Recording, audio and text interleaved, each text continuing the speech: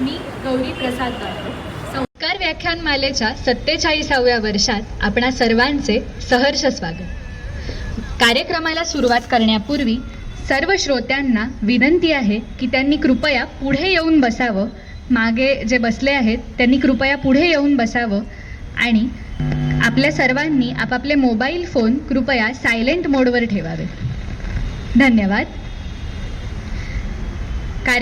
पुढच्या कार्यक्रमाला सुरुवात करण्याच्या आधी दरवेळेप्रमाणे आजही आपण स्वातंत्र्यवीर सावरकरांना अभिवादन करणार आहोत. तेव्हा आजचे आपले वक्ते प्रोफेसर महेश शेट्टी यांना मी विनंती करते की त्यांनी स्वातंत्र्यवीर सावरकरांच्या पुतळ्याला पुष्पहार अर्पण करावा.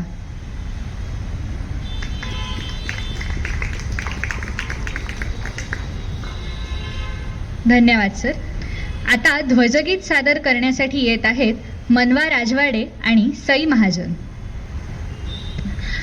अखिल हिंदू विजय ध्वज हा उभवूया पुन्हा, ध्वज तो लढवूया पुन्हा.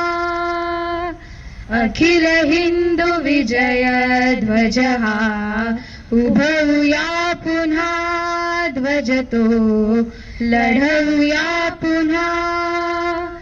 या ध्वजासची त्या काली रोविती पराक्रमशाली, रामचंद्र लंकेवरती वधूनी रावणा. ध्वज हा उभवूया पुन्हा, ध्वज तो लढवूया पुन्हा.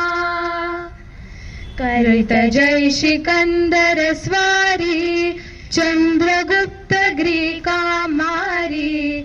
हिंदुकुश शिखरी चढला, जिंकुनी रणा. ध्वज हा उभवूया पुन्हा, ध्वज तो लढवूया पुन्हा.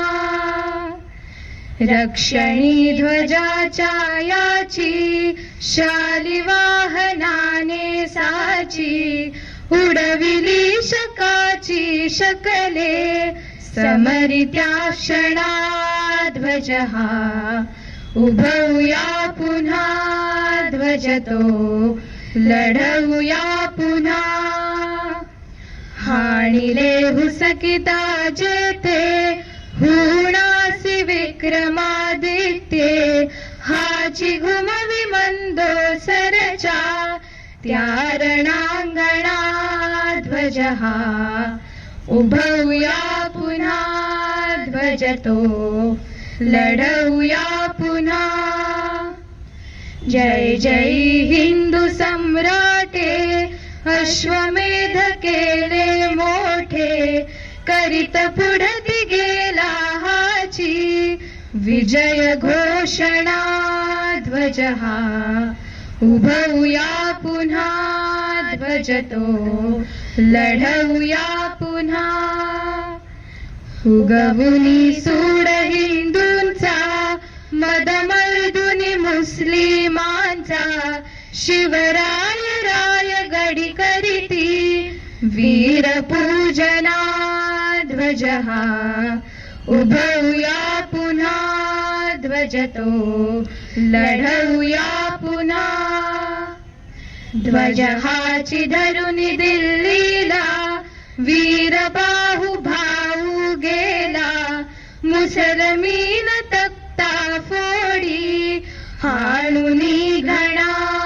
ध्वज हा उभवूया पुन्हा, ध्वज तो लढवूया पुन्हा. आंग्ल दैत्य तोची आला, सिंधुतून निघाली घाला. बुडविला सिंधुतची त्याही, करुणी कंदना. ध्वज हा उभवूया पुन्हा, ध्वज तो लढवूया पुन्हा.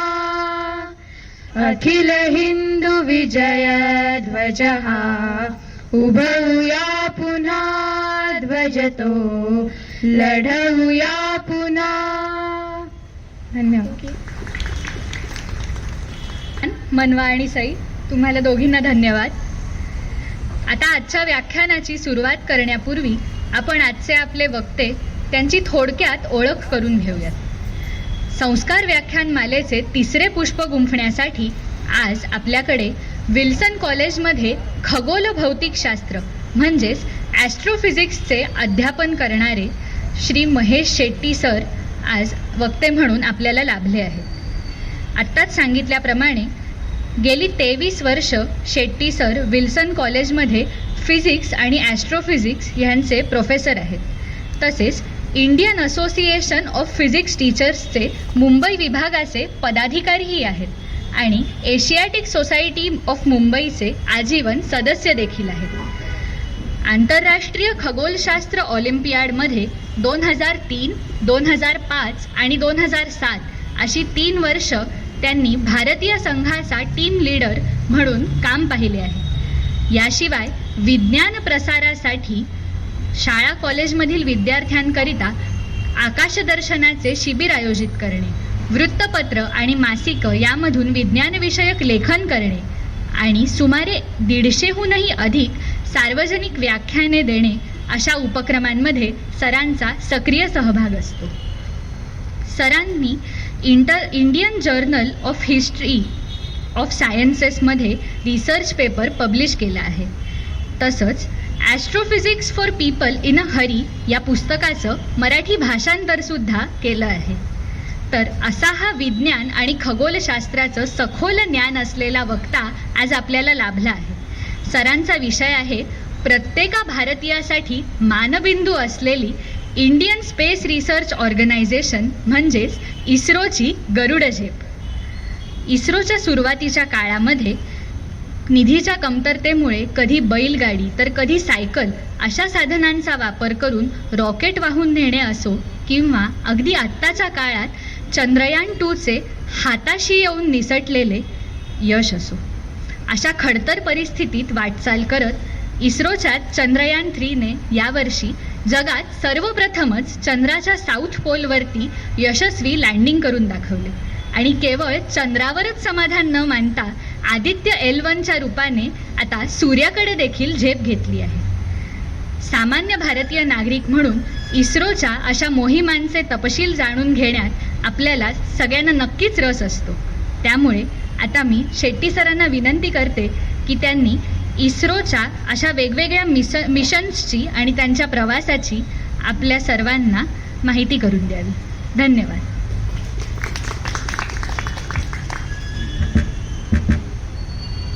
नमस्कार. धन्यवाद गौरी. मित्र प्रसादची मुलगी आहे ती. आणि या कार्यक्रमामध्ये बोलावल्याबद्दल माझ्या बाई चित्रा मॅडम ज्यांनी मला फिजिक्स शिकवलं आहे कॉलेजमध्ये, त्यांचे आभार. माझे काही शिक्षक वगैरे मंडळीसुद्धा मला या कार्यक्रमामध्ये त्यांच्यासमोर बसून बोलायचं हा एक वेगळा आनंद असतो, दडपण असतं. आणि विषय जो घेतला आहे तर हा विषय आहे इस्रोची गरुड झेप. तर इस्रोबद्दल आता वेगळं फार काही सांगण्यासारखं आहे असं वाटत नाही, पण तसं असलं तरी इस्रोनी म्हणजे गरुड झेप म्हणजे काय आणि काय काय तयारी केली होती त्याबद्दल थोडंसं आपण पाहणार आहोत.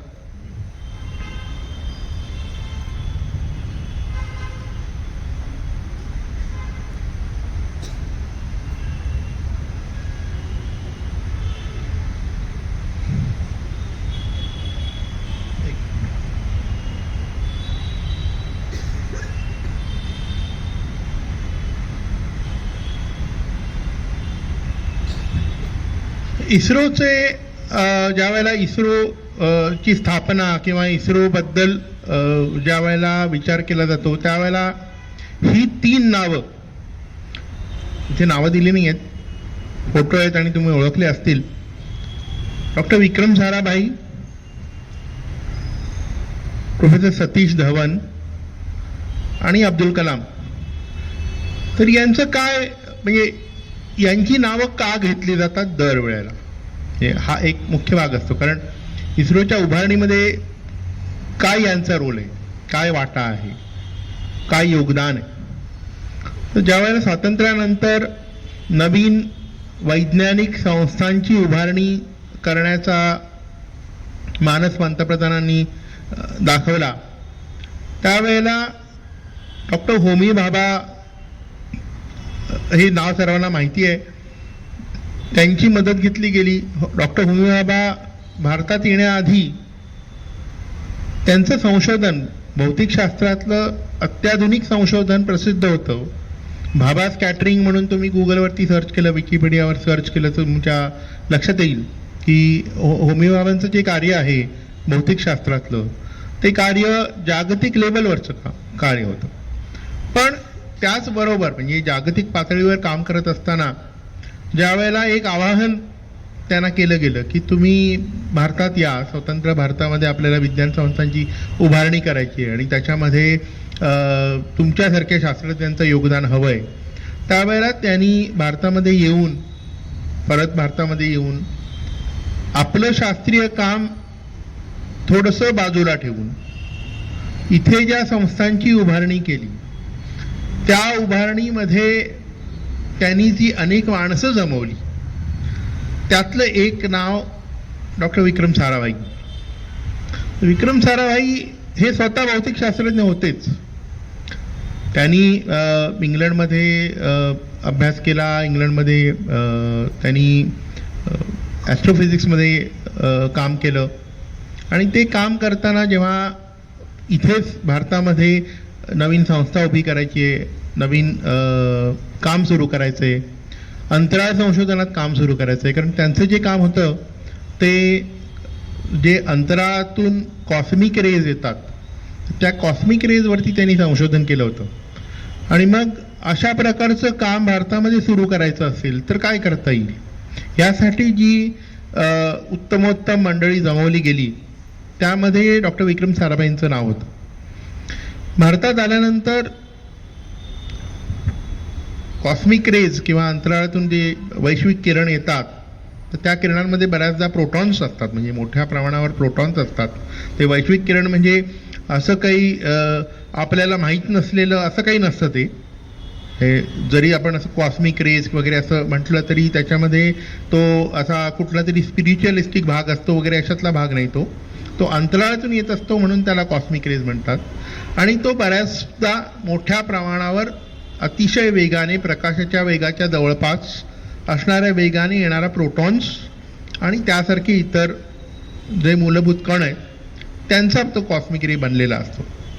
आणि तो पृथ्वीच्या वातावरणात आल्यानंतर वातावरणातल्या अणुरेणूंशी त्याचा संबंध येऊन अनेक विविध प्रकारचे मूलभूत कण निर्माण होतात आणि त्यांचा अभ्यास करणं आणि नेमकं प्रोटॉन कशाचा बनला आहे का आणखीन, किंवा प्रोटॉनसारखे इतर कुठले मूलभूत कण आहेत का. म्हणजे आज ही पुस्तकात, आपल्या शाळेच्या पुस्तकात माहिती असते, पण त्या काळामध्ये ही माहिती नव्हती. म्हणजे प्रोटॉनचा शोध लागल्यानंतर अनेक वर्ष जावी लागली. त्याच्यानंतर कळलं की न्यूट्रॉन नावाचा वेगळा एक कण असतो.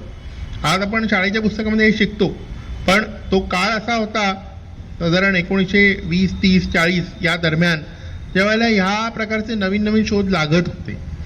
आणि ते शोध लागत असताना आपल्याकडे म्हणजे भारतातच नव्हे तर जगामध्ये कुठेही इतकं तंत्रज्ञान नव्हतं की मूलभूत कण शोधायचे असतील तर तुम्हाला ते अत्यंत वेगाने पाठवायला लागतात. आणि ते वेगाने पाठवल्यानंतर, म्हणजे तुम्ही नाव LHC किंवा लार्ज हेड्रॉन कोलायडरचं नाव ऐकलं असेल, तर LHC मध्ये असे प्रचंड वेगाने प्रोटॉन्स एकमेकांवर आदळून त्यातून जे नवीन कण निर्माण होतात त्याबद्दल संशोधन केलं गेलंय. पण हे सगळं आता झालंय. त्या काळामध्ये अत्यंत वेगाने जर कण पाठवायचे असतील तर एक उत्तम मार्ग होता, तो म्हणजे अत्यंत वेगाने असे कण अवकाशातून येतच असतात त्यांचाच अभ्यास करू. आणि तो अभ्यास करण्यासाठी म्हणून सुरुवात झाली.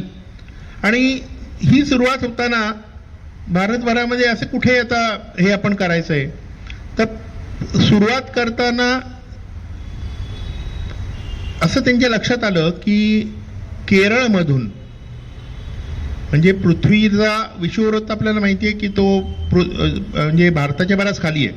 अगदी कन्याकुमारीला जरी आपण गेलो तरी तो 8 अंश वर आहे, विषुववृत्ताच्या वर आहे. 1 अंश म्हणजे साधारण 111 किलोमीटर होतात, तर 8 अंश वर आहे. त्याच्यामुळे विषुववृत्ताच्या जवळ जाण्याचं तिथे काही कारण नव्हतं. विषुववृत्ताच्या बाबतीत आपण नंतर बोलणारच आहोत जेव्हा आपण उपग्रहांबद्दल बोलू तेव्हा.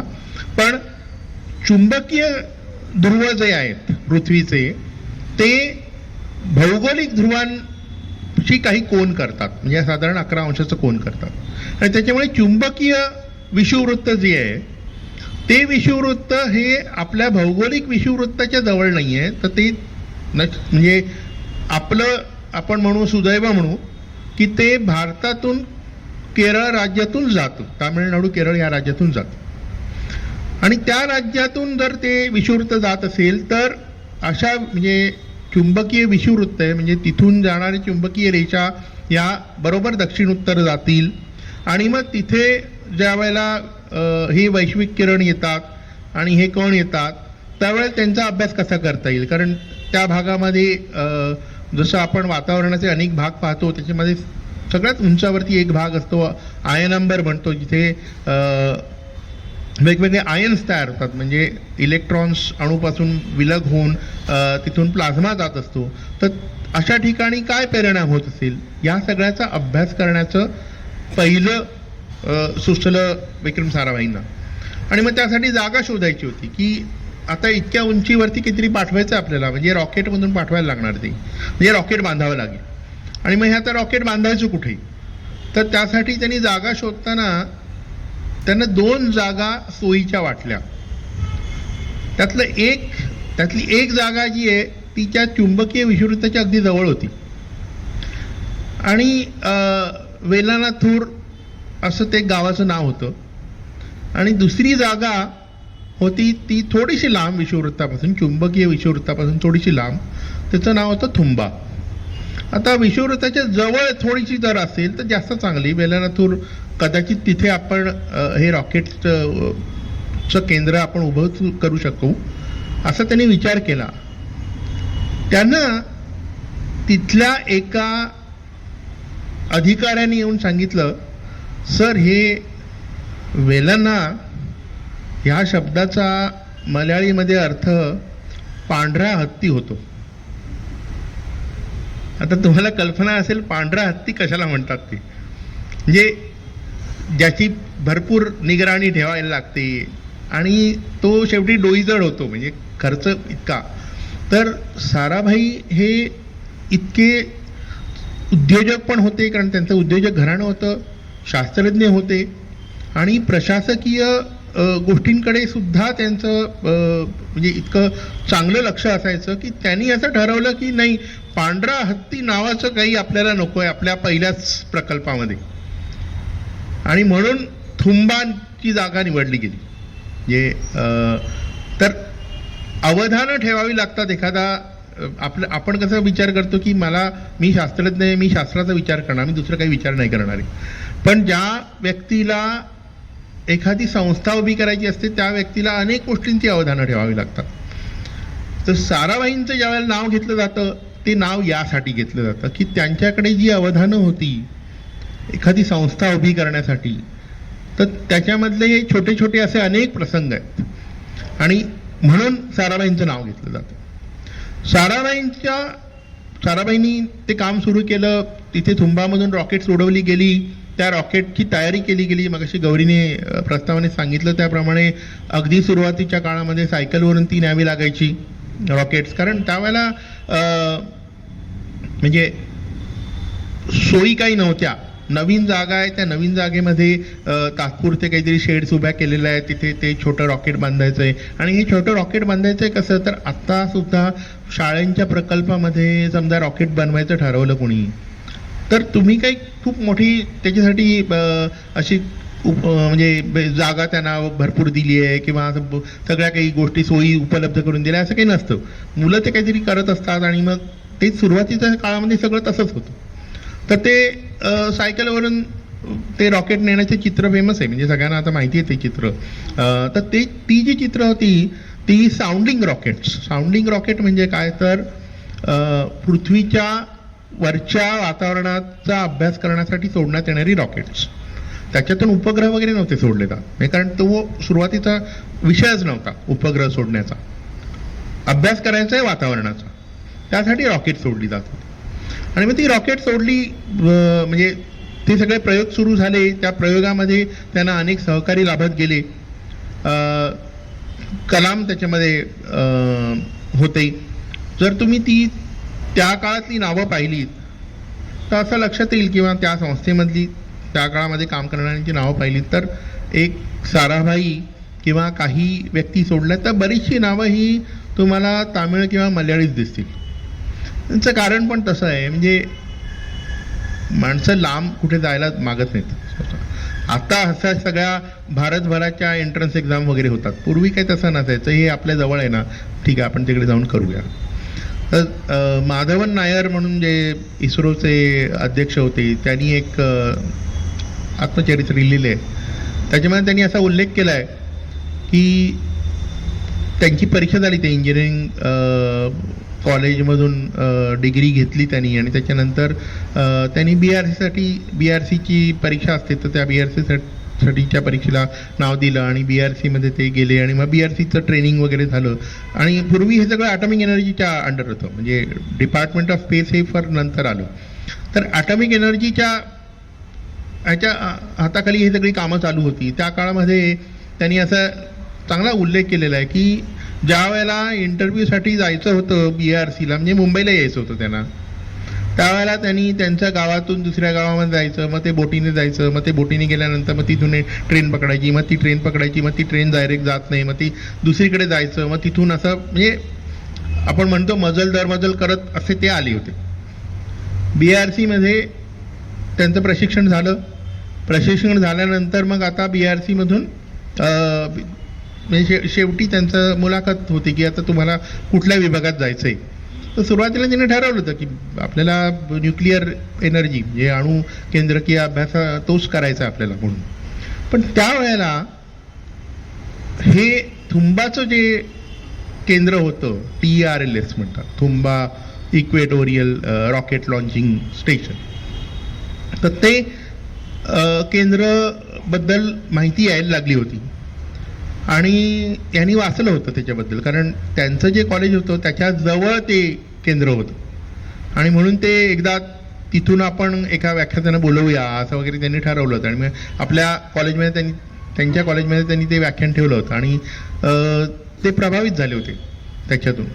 तर तेव्हा त्यांच्या लक्षात आलं की हा जो नवीन भाग आहे, म्हणजे ह्याचे हे काहीतरी नवीन संशोधन सुरू होत आहे, तर याच्यामध्ये आपल्याला जाता येऊ शकतं या नवीन संशोधनामध्ये. आणि हे नवीन संशोधनात जायचं असेल तर मग काहीतरी ज्या वेळेला मुलाखतीचा दिवस उजाडला त्यावेळेला त्यांनी असं सांगितलं की मी लिहिलंय ते न्यूक्लिअर एनर्जी म्हणून, पण मला ना याच्यामध्ये जायचं आहे, मला बदलायचं आहे ते. तर ब्रह्मप्रकाश होते मुलाखत घ्यायला. ते म्हणाले का बरं बदलायचं आहे? ते म्हणाले की हे नवीन क्षेत्र आहे आणि नवीन क्षेत्रामध्ये नवीन आव्हानं असतात आणि मला अशी आव्हानं घ्यायला आवडतात.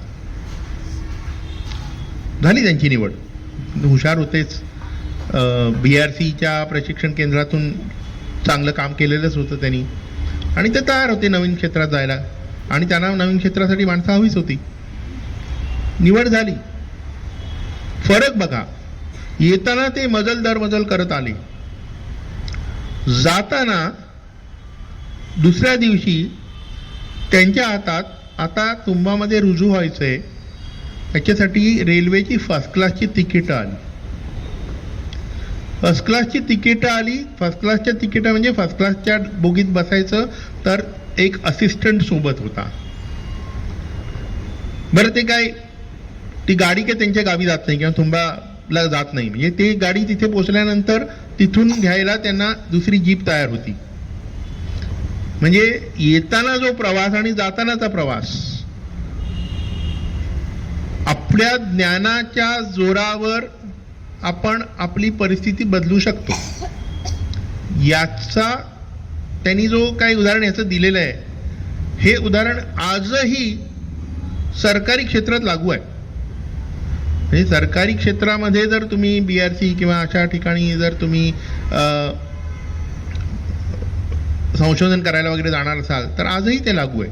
या प्रकारच्या सोयी तिथे आजही आहेत.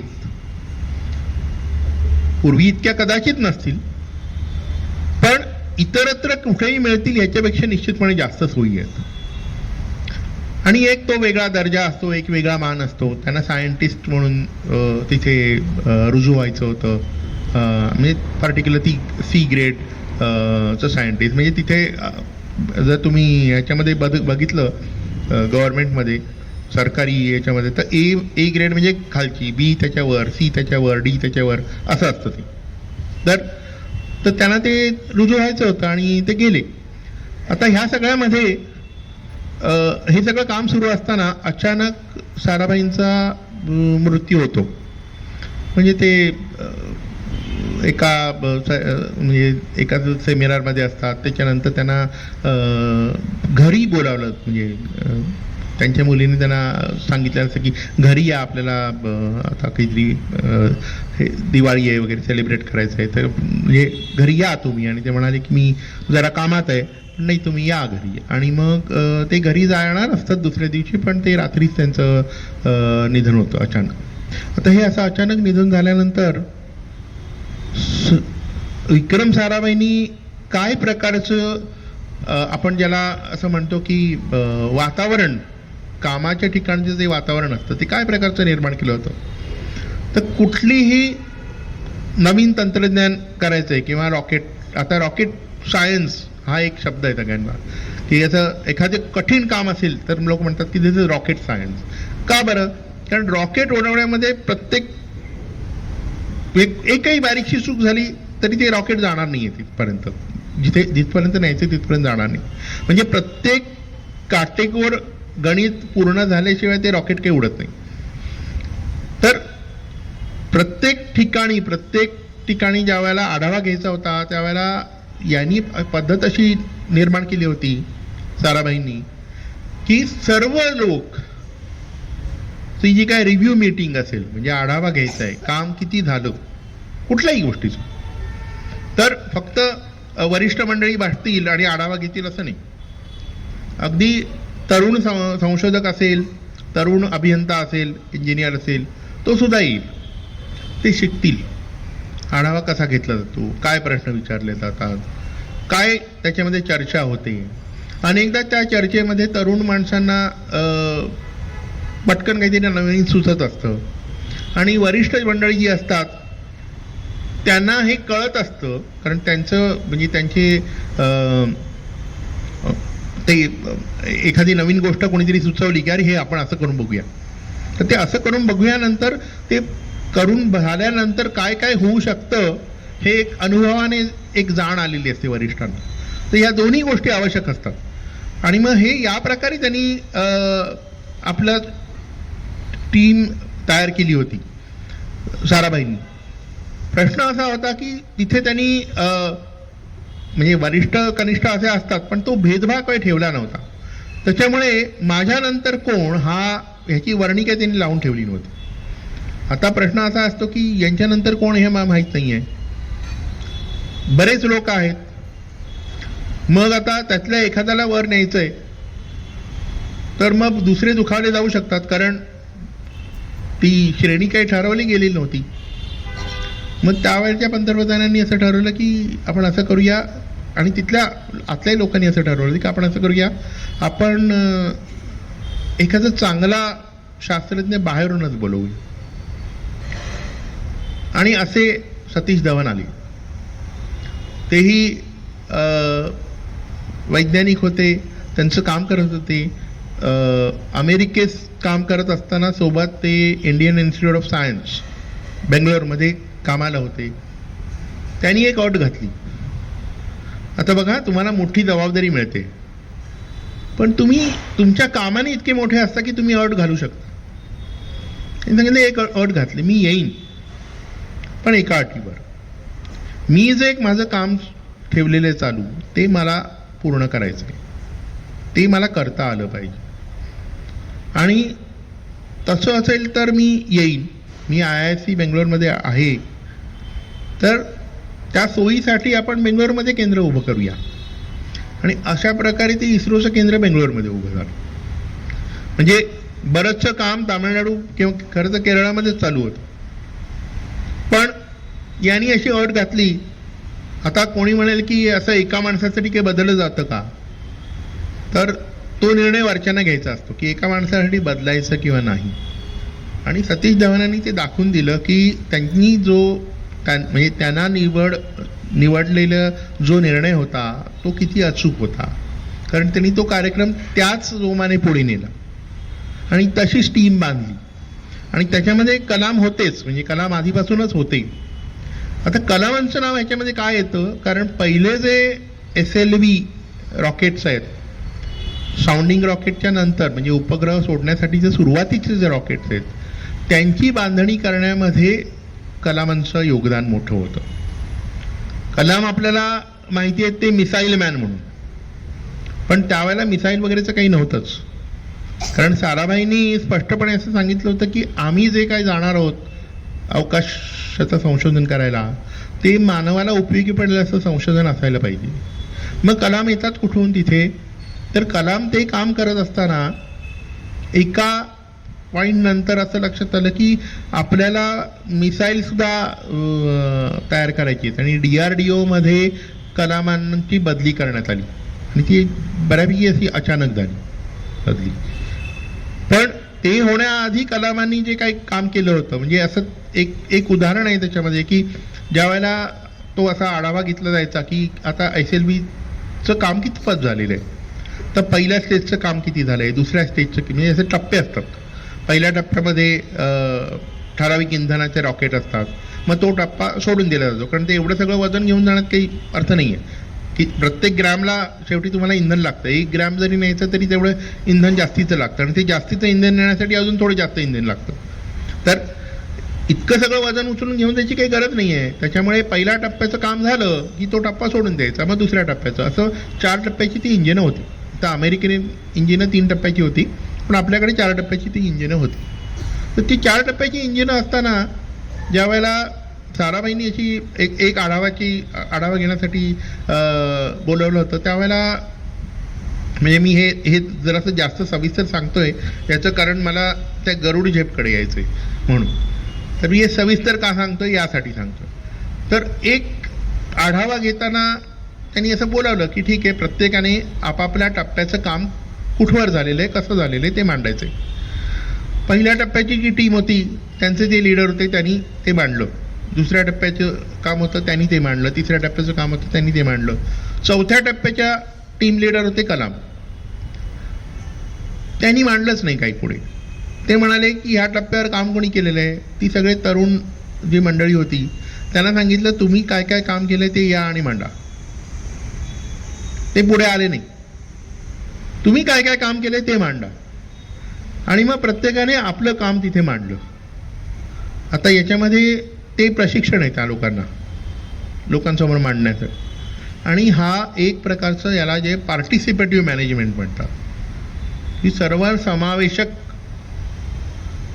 पद्धतीने तुम्ही समायोजन करताय, हे सर्वांचा समावेश करून, की मी वरिष्ठ आहे आता हे सगळ्या कामाचं मी तिथे मांडणार आहे, असं नाही. तू काम केलंयस ना, तू सांग, तू काय काम केलंयस तू सांग. हे साराभाईंनी पाहिलं आणि त्यांना ही पद्धत आवडली, त्यांची ही पद्धत होतीच. आणि म्हणून कलाम नंतर वरिष्ठ झाली. कारण त्यांच्या लक्षात आलं की या माणसाकडे हे एक व्यवस्थापनाचं अंग आहे. हा माणूस सर्वांना एकत्र घेऊन जाऊ शकतो. आणि इस्रोचं जे एकूणच वातावरण आहे, हे वातावरण यावर अवलंबून राहिलं की सर्वांना एकत्र घेऊन जाणं. वरिष्ठ असतील, कनिष्ठ असतील, ज्यांनी काम केलंय त्यांनी काम मांडायचंय आणि मग ते काम लोकांसमोर आल्यानंतर प्रश्नच मिटला. कलामांनी जेव्हा पहिल्यांदा हे केलं त्यावेळेला असं ज्या अध्यक्षांनी ही आठवण लिहिली आहे त्यांनी असं म्हटलं की बाकीचे जे वरिष्ठ होते पहिल्या 3 टप्प्याचे ते थोडेसे अस्वस्थ झाले. म्हटलं ही काय पद्धत आहे? म्हणजे तुम्ही काय काम केलंय?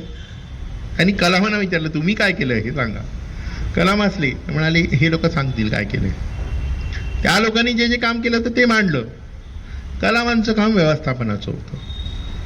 सर्व टप्पे एकत्र आल्यानंतर ते कसे जुळवायचे, प्रत्येकाला काम दिले, तू तुझं काम उत्तम करायचंय आणि मग ते एकत्रित सगळं कसं करायचं हे त्यांच्याकडे होतं. ज्या वेळेला यान पहिलंच यान हे अयशस्वी ठरलं, अनेक उड्डाणं अशी आहेत की जी पहिल्यांदा अयशस्वी ठरली आहेत, त्यावेळेला कलामांनी सांगितलं ही जबाबदारी माझी आहे. यशस्वी ज्या वेळेला झालं त्यावेळेला ही जबाबदारी माझी आहे. यशस्वी होताना तू होतास ना लीडर या टीमचा, तू जा आणि तू पुढे मांडायचं. यशस्वी झालं. अयशस्वी ज्या वेळेला होईल त्यावेळेला मी बघतो. साराभाईंनी तेच केलं. तर इस्रोचं जे वैशिष्ट्य आहे ते वैशिष्ट्य या व्यवस्थापनात आहे. ज्या वेळेला हा प्रश्न येत आला सुरुवातीच्या काळामध्ये की अंतराळामध्ये काय करायचंय जाऊन संशोधन आपल्याला भारताला, इथे खाण्यासाठी लोक कितीतरी भुकेले आहेत, लोकांकडे पैसा नाही आहे आणि आपण एवढा पैसे तिथे का टाकतोय, त्यावेळेला विक्रम साराभाईंचं हे मत होतं आपल्यासारख्या विकसनशील देशात अंतराळ संबंधी प्रकल्पांना महत्त्व देण्यात काय हशील असे अनेकांना वाटत असेल, मात्र आम्हाला याबद्दल अजिबात संदेह नाही. जर आपल्याला एक राष्ट्र म्हणून आणि इतर राष्ट्रांसोबत काही महत्त्वाची भूमिका निभावायची असेल तर मानवाच्या आणि समाजाच्या समस्या सोडवण्यासाठी आधुनिक तंत्रज्ञानाची उपयोजनाबद्दल आपल्याला इतरांच्या मागे राहता येणार नाही. त्यांनी असं पुढे म्हटलंय की आमची ही मोहीम जी आहे अंतराळ मोहीम, ही अंतराळ मोहीम आपल्या देशातल्या सर्वसामान्यांना त्याचा कसा फायदा होईल यासाठी आहे. आम्हाला अंतराळामध्ये माणसं पाठवायची नाही आहेत, आम्हाला इतर ग्रहांवरती यानं पाठवायची नाही आहेत. आता लक्षात घ्या, हे त्या काळात त्यांनी म्हटलं होतं. त्यांनी सांगितलेल्या अनेक गोष्टी ज्या वेळेला पूर्ण झाल्या त्याच्यानंतर आपण इतर मोहिमा घेतल्या आहेत. म्हणजे चंद्रावरची मोहीम असेल, मंगळावरची मोहीम असेल, सूर्याचा अभ्यास करण्याची मोहीम असेल किंवा आता गगनयानची मोहीम असेल, या सगळ्या मोहिमा कधी घेतल्या तर पृथ्वीचा अभ्यास करून आपल्या लोकांना त्याची काय मदत होईल याचा सगळ्याचा विचार केल्यानंतर. आता ते पुढच्या काही स्लाइडमध्ये येणारच आहे की काय काय आपण मिळवलेलं आहे. तर गरुड झेप कशासाठी, तर गरुडाचं वैशिष्ट्य सांगितलं जातं. वैशिष्ट्य असं आहे की गरुड ज्या वेळेला झेप घेतो त्यावेळेला त्याच्याकडे ताकद असते वगैरे सगळं असतं, पण तो झेप घेण्याची आधी तयारी करतो आणि ती तयारी झाल्यानंतर जिथे हवेचे करंट्स वर जात असतात अशा ठिकाणी तो जाऊन तो अतिशय उंचावर जाऊ शकतो. म्हणजे तो त्याचाही हे घेतो, फायदा घेतो. इस्रोची तयारी अशीच आहे. सुरुवातीला साऊंडिंग रॉकेट्स पाठवली, शास्त्रज्ञांना तो अभ्यास करायचा आहे. मग आपण काही रॉकेट्स पाठवायची आहे का, मग रॉकेटनेच सुरुवात करायची का, काही गरज नाही रॉकेटनेच सुरुवात करायची. आपल्याला जर पृथ्वीचा अभ्यास करायचा आहे, भारताचा अभ्यास करायचा आहे, निरीक्षणं करायची आहेत आणि त्याचा फायदा आपल्या लोकांना करून द्यायचा आहे तर आपल्याला उपग्रह बांधणं आवश्यक आहे. पण उपग्रह बांधला, मी कॅमेरा बांधला, उपग्रहामध्ये कॅमेरा आहे, कॅमेरा मी तयार केला, तो आता तिथे कोण पाठवणार, त्याच्यासाठी मला कोण तंत्रज्ञान देणार, ते तंत्रज्ञान मला जर मिळवायचं असेल त्यावेळेला मला मिसाईल बनवायला लागतील. कारण रॉकेट्स आणि मिसाईलमध्ये तसा फार फरक नाही आहे मूळ तंत्रज्ञानामध्ये. आहे फरक पण इतका फार फरक नाही आहे. आणि ते तुम्ही बनवायला घेतलं की लोक म्हणणार की अरे हां हे काय मिसाईल बनवतात, युद्धाची तयारी करतायत. आता ज्या देशांनी हे सगळं मिळवलं होतं ते युद्ध करतच होते, शीतयुद्ध चालूच होतं, शीतयुद्धामध्येच अंतराळाची मोठी प्रगती झाली. पण आपण ज्या वेळेला म्हटलंय की आपला देश आत्ता गरीब आहे, इथे लोकसंख्या प्रचंड प्रमाणात आहे, गरीब आहे, त्यावेळेला युद्धखोरी करण्यापेक्षा शांतताच्या मार्गाने जायचं जर असेल तर मग पहिल्यांदा उपग्रह पाठवणं कसं आवश्यक होतं आणि उपग्रह बांधून इतरांच्या मदतीने ते पाठवले आपण. इतरांच्या म्हणजे कोणाच्या? आपण रशियनांची पण मदत घेतली, अमेरिकनांची पण मदत घेतली, फ्रेंच लोकांची पण मदत घेतली.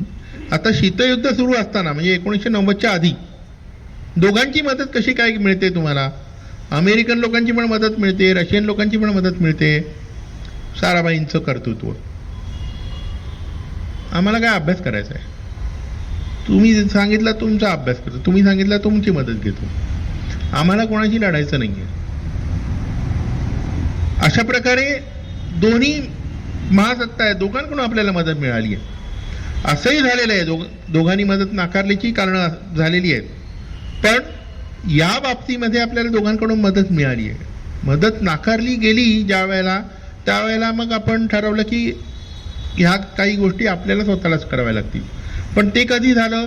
ज्या वेळेला आपल्याला स्वतःला रॉकेट्स बांधायची होती त्यावेळेला झालं. कारण तुम्ही रॉकेट बांधणार म्हणजे तुम्ही ते तंत्रज्ञान मिसाईल बांधायलाही वापरणार. ज्या वेळेला रॉकेट बांधायचं SLVचं तंत्र झालं पूर्ण, त्यावेळेला असं म्हटलं गेलं होतं की अरे हे तंत्र आपल्याला मिसाईल पण बांधायला वापरता येईल म्हणून. त्यावेळेला इस्रोचे त्या चेअरमॅनांनी म्हणजे साराभाई आणि नंतर सतीश धवनांनी सांगितलं आपण असं ठरवलेलं आहे शांततापूर्ण गोष्टींसाठी त्याचा उपयोग करायचा आहे, त्याच्यामुळे हे तंत्रज्ञान मिसाईलसाठी आता आपण वापरायचं नाही. आम्ही हे ठरवलंय ना, कारण त्याच्यामध्ये दूरदृष्टी होती. तुम्ही आधीच रॉकेट वगैरे बनवायला गेलात तर तुम्हाला आत्तापर्यंत जी काय मजल गाठली ती गाठता कदाचित आली नसती, किंवा तुम्हाला प्रचंड पैसा त्यातच उतावा लागला असता. तर हा भाग त्या गरुड झेपेचा भाग आहे की तयारी अशा पद्धतीने करायची आहे की आपल्याला अनुकूल गोष्टी होतील ह्या प्रकारे सर्व गोष्टी जुळवून आणायच्या आणि मग पूर्ण तयारीने ते उड्डाण करायचं. मग एकदा तुम्ही उड्डाण केलंय, एकदा आपण PSLV इतक्या वेळा यशस्वी उड्डाणं झाली आहेत PSLVची की आता PSLVच्या सहाय्याने आपण इतर देशांचे उपग्रह पाठवले, इतर देशांचे छोटे छोटे उपग्रह पण पाठवले. छोटे छोटे उपग्रह म्हणजे अभ्यास करण्यासाठीचे वगैरे उपग्रह पाठवले आणि त्यातून आपल्याला पैसा मिळतोय आता. आणि मग आता पुढे जाण्याचा, पुढे काहीतरी याच्यापेक्षा नवीन काहीतरी करायचं आहे. तर आता रॉकेट तंत्रज्ञानात काय नेमका फरक आहे?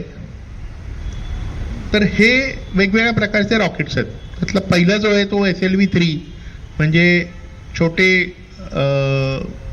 उपग्रह कुठल्याही कक्षेमध्ये म्हणजे पृथ्वीच्या बाहेर जाऊन ते ठराविक 300-400 किलोमीटर अंतरावरती पृथ्वीच्या भोवती फिरत ठेवणे.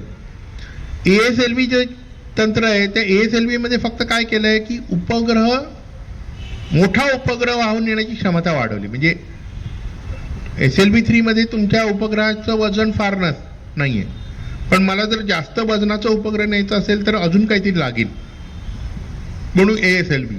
मग मला निरीक्षण करण्यासाठी बरेच काही गोष्टी त्याच्यावरती ठेवायच्या आहेत. मग ते वजन वाढणार आहे. मग ते वजन वाढणार असेल तर मग ते योग्य प्रकारे न्यायचं असेल तर मला तो पोलर सॅटेलाइट लॉन्च व्हेकल म्हणजे त्याची तुम्ही उंची पण वाढत जाते. त्याच्याबरोबर जास्तीचे रॉकेट्स जोडले जात आहेत. आता हे रॉकेट्स कुठून आले? तर आधी जे टेस्ट केले होते तेच रॉकेट्स आता काही मोठ्या प्रमाणामध्ये बांधले गेले. काही रॉकेट्स तुम्ही त्या मूळ रॉकेटला बरोबर बूस्टर्स म्हणून जोडले, ओके, स्ट्रॅपर म्हणून जोडले ॲडिशनली. अशा प्रकारे ही प्रगती झालेली आहे. आणि त्याच्यानंतर GSLV म्हणजे geostationary launch vehicle, geostationary satellite launch vehicle म्हणजे भूस्थिर कक्षेमध्ये उपग्रह नेणे. आता याच्यामध्ये नेमका काय फरक आहे आपण थोडक्यात पाहूया. ते पहिले साऊंडिंग रॉकेट्स होते जे तुंबामध्ये वगैरे काम सुरू झालं होतं. आता याच्यामध्ये असं म्हटलंय की वातावरणाच्या वरच्या सारांचा अभ्यास करण्यासाठी हे होतं आणि चुंबकीय विषुववृत्ताच्या जवळ हे ठिकाण तुंबा निवडलं गेलं. कारण का? आयनांबराचा अभ्यास करायचा होता. आयनांबर म्हणजे वातावरणाचं जे अनेक टप्पे आहेत त्यातला एक सगळ्यात वरचा टप्पा जिथे आयनीभवन होतं हवेचं आणि त्या टप्प्याचं तुम्हाला अभ्यास करायचा होता. त्याच्यानंतर आली ही SLV-3 जिथे कलामांनी मोठं योगदान दिलं आणि सॅटेलाईट लॉन्च व्हेकल. नुसतं असंच म्हटलंय सॅटेलाईट लॉन्च व्हेकल, म्हणजे कक्षा ठरलेली नाही आहे. पृथ्वीच्या भोवती ते सॅटेलाईट पाठवायचं आहे आपल्याला, कमी वजनाचं सॅटेलाईट. आणि सगळ्यात पहिलं उड्डाण ते यशस्वी झालं 1980 मध्ये. तर त्याच्यानंतर रोहिणी उपग्रह पाठवला गेला आणि मग रोहिणीच्या नंतर मग अजून त्याच्यातून काही उपग्रह पाठवली गेली आणि मग त्याच्यानंतर आता हे वाढवायचं आहे, आपल्याला काम वाढवायचं आहे. मी वर्ष मुद्दाम लिहिलं आहे कारण आपल्याला साधारण अंदाज येतो की किती वर्ष लागली पुढचा टप्पा गाठण्यासाठी. आणि इतक्या वर्ष ते काम सुरूच होतं. रॉकेट सायन्सचा अर्थ काय ते तिथे लक्षात येतं की 20 वर्ष काम चालू आहे, 15 वर्ष काम चालू आहे. मग ते 15 वर्षामध्ये असं होऊ शकतं ना की एक व्यक्ती आली आहे, तर काम करायला सुरुवात केली आहे, 15-20 वर्षामध्ये तो निवृत्त झाला व्यक्ती. म्हणजे त्याने काय काम केलेलं आहे का, त्याच्या कार्यकालामध्ये काही काम झालं नाही, असं होऊ शकतं ना एखाद वेळा. पण तसं नाही आहे, ते कामामध्ये त्यांचं योगदान आहेच. पण नशिबाने, मी नशीब हा शब्द मुद्दाम वापरला इकडे कारण काही गोष्टी हातात नसतात लोकांच्या. ज्या लोकांनी सुरुवातीच्या काळामध्ये काम सुरू केलं त्या लोकांनी बरीच मोठी प्रगती इस्रोची पाहिली. आणि इस्रोची ही एवढी मोठी प्रगती पाहिल्यानंतर निश्चितपणे ज्या वेळेला म्हणजे लोक काम करत असतात पण तुम्हाला त्या कामाचं फळ दिसायला लागतं त्यावेळेला कामाचा जोम वाढतो.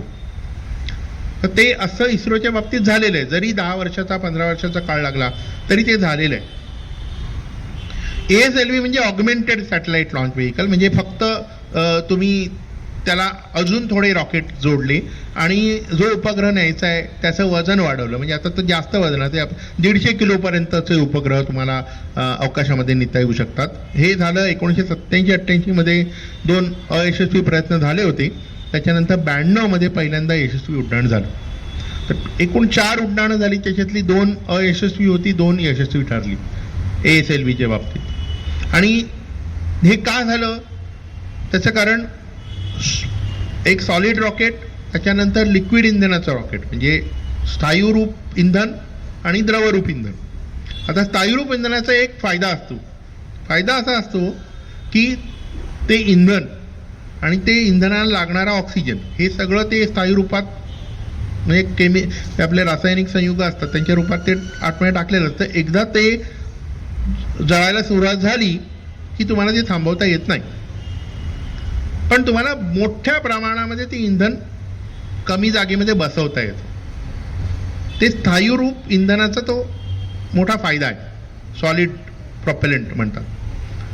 द्रवरूप इंधनाचा काय फायदा आहे, तर द्रवरूप इंधनाचा फायदा असा की ते द्रव असल्यामुळे ते जाळायचं आहे, समजा मध्येच बंद करायचं असेल तर वॉलने बंद करता येतं, म्हणजे इलेक्ट्रॉनिकलीच असणार आहे, तिथे कोणी हाताने नाही बंद करणार.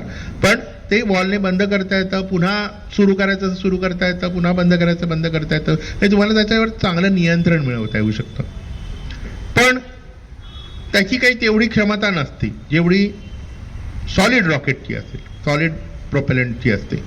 म्हणजे आपल्याकडे हा मोठा तिढा होता की सगळंच लिक्विड घेऊन वापरायचं का, कारण फार चांगल्या प्रकारे तुम्हाला नियंत्रण मिळवता येईल त्याच्यावरती आणि कमी टप्पे लागतील. तसं पण नाही आहे. सॉलिड काम करतंय ना, जे काम करतंय ते वापरत राहायचं. हे धोरण इस्रोने वापरलं.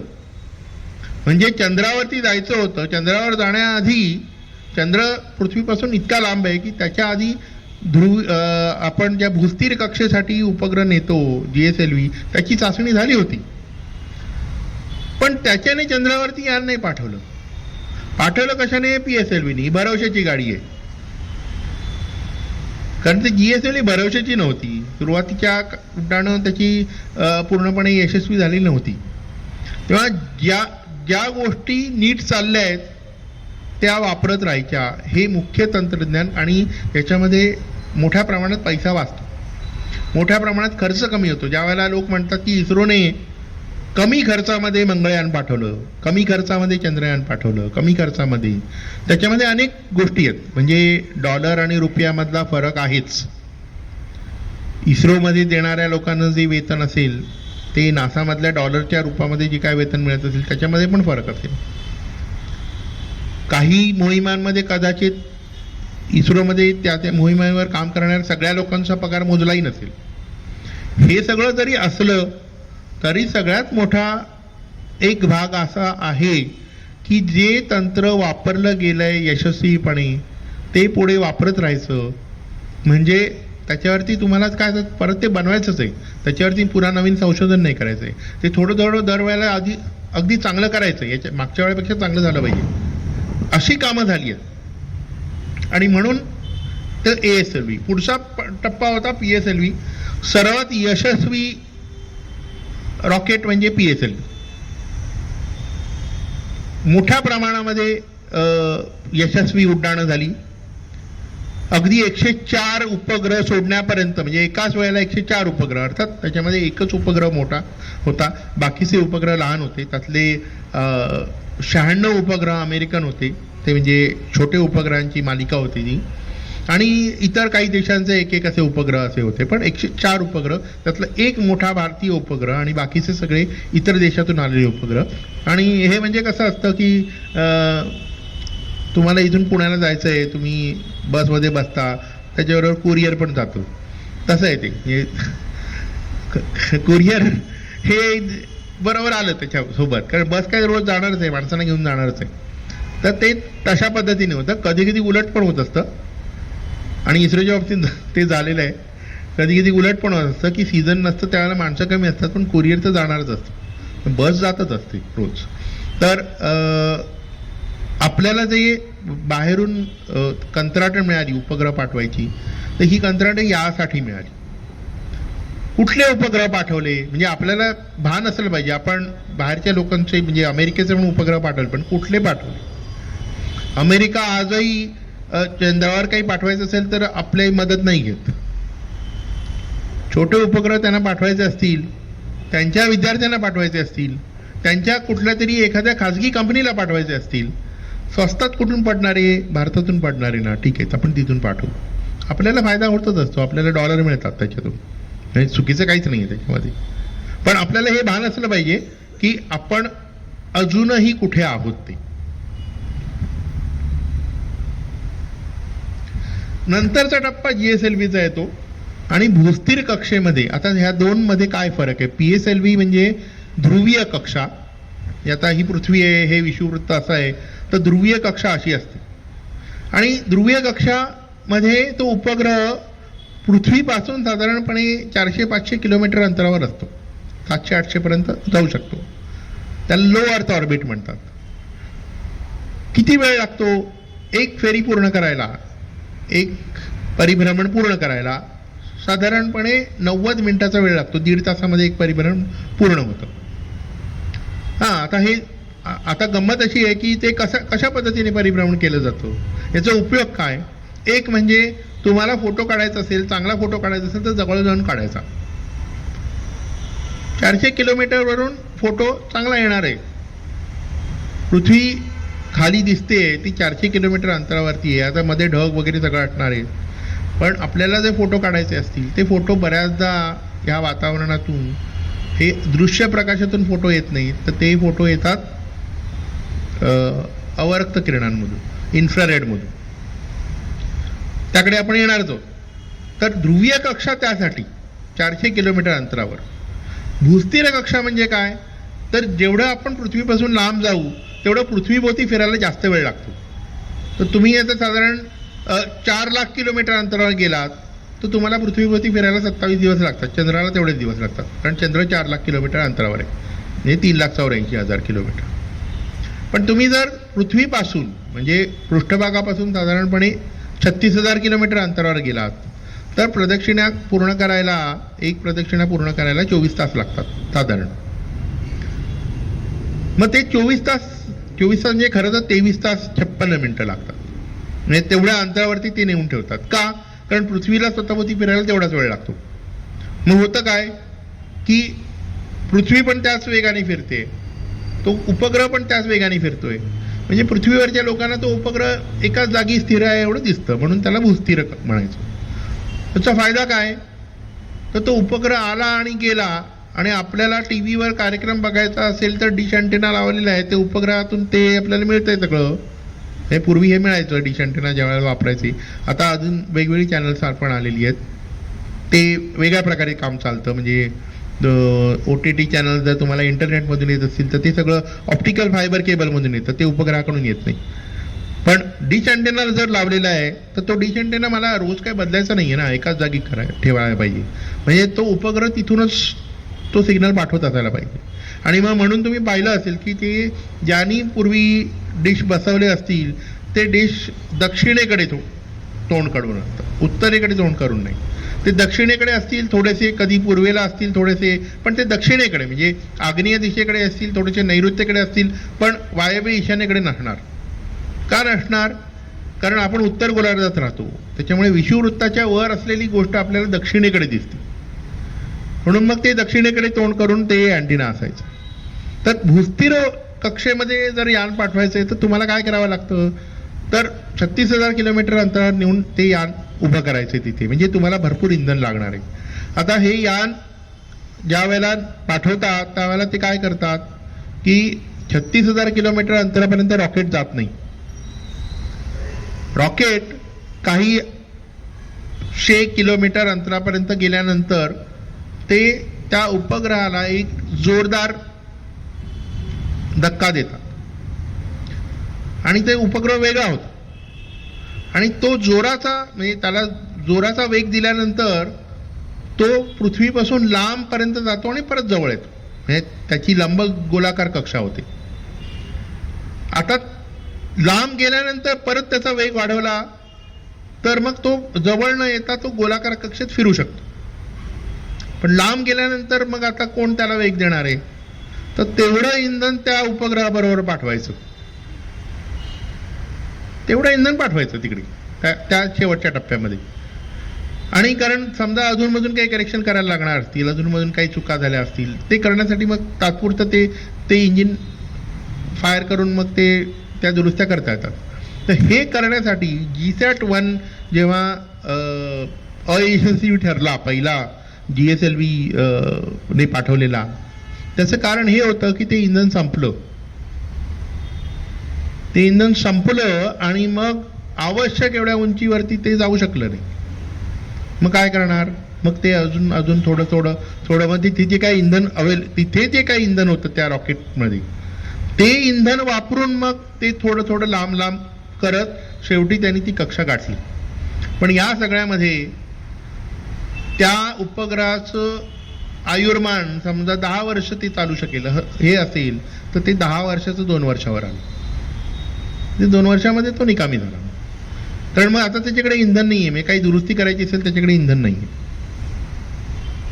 तर या सगळ्या छोट्या छोट्या गोष्टी असतात त्या बघाव्या लागतात. आणि GSLV अजूनपर्यंत खात्रीपूर्वक यशस्वी म्हणता येईल असं कामगिरी अजूनही आहे असं वाटत नाही. म्हणजे यशस्वी उड्डाणं झाली आहेत बरीचशी, पण तुम्ही जर पाहिले असतील मागचे जे काही भूस्थिर उपग्रह, एक उपग्रह GSAT ने पाठवला, एक उपग्रह एरियनने पाठवला, एक GSAT ने पाठवला, एक एरियनने पाठवला. म्हणजे आपण अजूनही एरियन 5 या रॉकेटवर अधूनमधून अवलंबून असतो. आणि मग GSLV Mark 3 किंवा ज्याला आता LVM म्हणतात, हे त्यातल्या त्यात बऱ्यापैकी यशस्वी रॉकेट आहे. 4000 किलो वजनाचा भूस्थिर उपग्रह तो पाठवू शकतो. हे वजन का महत्वाचं एवढं? हे वजन एवढ्यासाठी महत्वाचं की जितकं जास्त वजन तितके जास्त तुम्ही त्याच्यावरती उपकरणं लावू शकता आणि तितके जास्त प्रमाणामध्ये तुम्हाला अनेक गोष्टी घेता येतात. आता ही भूस्थिर उपग्रहामध्ये तुम्हाला पृथ्वीचं निरीक्षण करण्यासाठी कमी पाठवले जातात, फार पाठवले जातात असं नाही. भूस्थिर कक्षेमध्ये फार नाही पाठवत, कारण तुम्ही खूप लांब आहात, 36,000 किलोमीटर लांब आहात. 500 किलोमीटर कुठे आणि 36,000 किलोमीटर कुठे. पण वेगवेगळ्या चॅनल्ससाठी तुम्हाला ट्रान्सपॉन्डर्स पाठवायचे. म्हणजे सोनीला आपण वापरायचं असेल, आणखीन कुठल्या चॅनलला, स्टारला वापरायचं असेल, आणि कुठल्या चॅनलला वापरायचं असेल, दूरदर्शनला वापरायचं असेल, वेगवेगळ्या चॅनलना वापरायचं आहे, तर प्रत्येकासाठी तुम्हाला ते ठराविक म्हणजे वेगवेगळे ट्रान्सपॉन्डर पाठवावे लागतात. आणि त्याची बँडविड्थ म्हणजे ही बँडविड्थ या कंपनीला, ही बँडविड्थ या कंपनीला असं द्यावं लागतं. ते कधी कधीच असं होतं म्हणजे की एखादी कंपनी सांगते की आम्हाला पूर्णच्या पूर्ण बँडविड्थ पाहिजे, आणि मग ते पूर्णच्या पूर्ण बँडविड्थ त्यांना ती दिली जाते. मग याच्यामध्ये सुद्धा घोटाळा झालेला आहे. इस्रोच्या पूर्ण कारकिर्दीमध्ये 2 डाग इस्रोवरती आहेत. त्यातला एक घोटाळा तो याचा होता, देवास कंपनीबरोबर त्यांनी जे डील केलं त्याचा इतिहास आणि त्याचं सगळं तुम्हाला नेटवरती मिळेल माहिती ती सगळी. आणि दुसरं एक प्रकरण झालं होतं ते नंबी नारायण म्हणून जे शास्त्रज्ञ होते त्यांच्यावरती चुकीची म्हणजे केस होती की त्यांनी हेरगिरी केली आणि हेरगिरीला मदत केली वगैरे. पण ते चुकीचं होतं हे लक्षात आलं. म्हणजे देवाचं प्रकरण चुकीचं नव्हतं हे लक्षात आलं आणि नंबी नारायण प्रकरण चुकीचं त्याच्यामध्ये त्यांची चूक नव्हती हे लक्षात आलं. पण देवास प्रकरणामध्ये मात्र चूक होती हे लक्षात आलं. पण हे 2 गोष्टी जर सोडल्या तर इस्रोची कारकीर्द ही म्हणजे अतिशय चांगल्या प्रकारे आहे. आता याच्याबरोबर इस्रो नवीन काय करते, आता ही गंमत आहे खरी. मोठे मोठे उपग्रह पाठवू शकतोय आपण. आता ते म्हणतात की आपण आहे ना छोटे उपग्रह पाठवायला ना वेगळे रॉकेट ठेवू आणि हे SSLV small satellite launch vehicle किती 10 ते 500 किलो वजनाचे उपग्रह पाठवायला. लोक म्हणणार 10 ते 500 किलोवर कशाला पाठवायचे, कोणाला पाठवायचे, विद्यार्थ्यांना पाठवायचे, शास्त्रज्ञांना पाठवायचे, मोठ्या कंपन्यांना नाही पाठवायचे. त्यांचे उपग्रह झालेत, ते GSLV करेल, LVM करेल ते काम. पण हे उपग्रह, कारण ही टेक्नॉलॉजी तुम्हाला काय वेगळी नाही करायला लागणार. तुम्ही आत्तापर्यंत जे काय PSLV वगैरे केलं त्यातले जे काही रॉकेट्स आहेत तीच टेक्नॉलॉजी तेच एकत्र करून तुम्ही ही रॉकेट्स बनवताय. कमी खर्चामध्ये कमी वजनाचे उपग्रह पाठवण्यासाठी ही रॉकेट्स आहेत आणि याची बरेच उड्डाणं होऊ शकतात. म्हणजे एक मोठं रॉकेट पाठवायचं तर त्याच्यासाठी मोठा सॅटेलाइट आपण तयार करायचा. ती उड्डाणं कधीतरी होणार 4 महिन्यांनी, 6 महिन्यांनी, 8 महिन्यांनी. त्याच्याऐवजी ही उड्डाणं जास्त होऊ शकतात आणि ह्याच्यातून म्हणजे 2 गोष्टी होऊ शकतात. एक, अंतराळ संशोधनाला चालना आणि दुसरं, आपण हे बाहेरच्या लोकांना दिल्यानंतर त्यातून आपल्याला पैसे मिळणारच आहेत, डॉलर्स मिळणारच आहेत. ऑगस्ट 22 मध्ये यशस्वी उड्डाण झालं, पण फेब्रुवारी 23 मध्ये यशस्वी उड्डाण झालं याचं.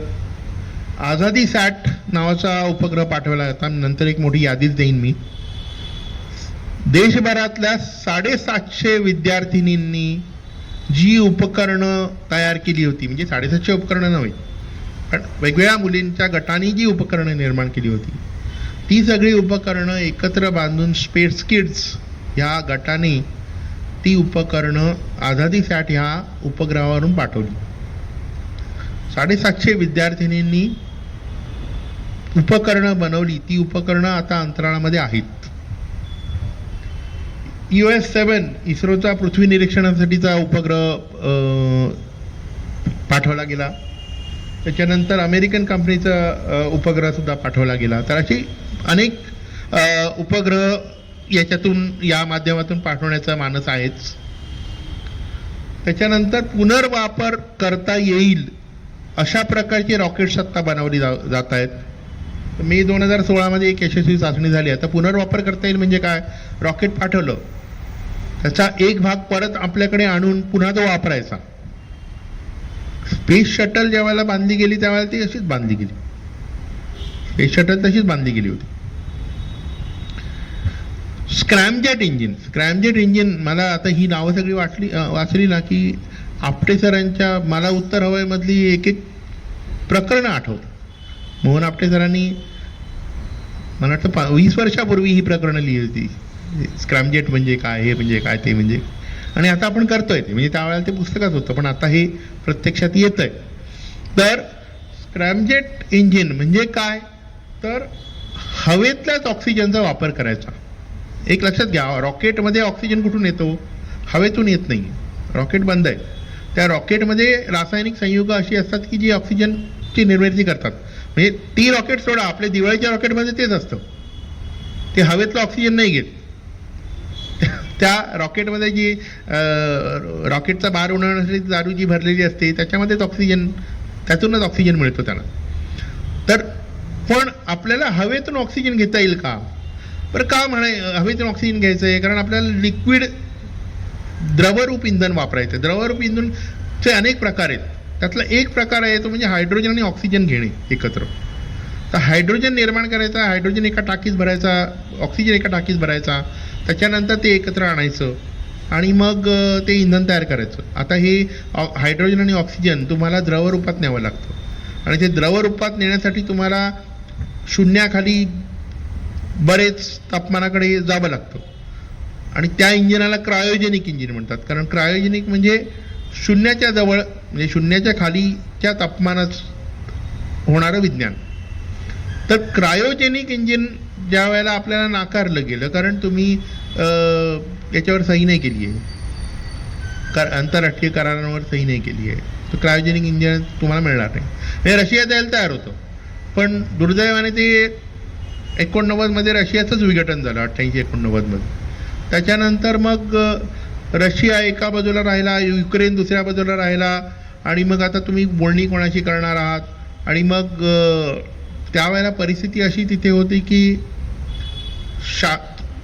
कुठूनही, म्हणजे भारतातून अमेरिकेतून कुठूनही शास्त्रज्ञ तिथे गेले की तिथल्या शास्त्रज्ञांकडे पैसे नव्हते, कारण रशिया कंगाल झाला होता आणि शास्त्रज्ञ यायचे, त्यांना माहिती असलेली टेक्नॉलॉजी विकायची आणि पैसे घ्यायचे.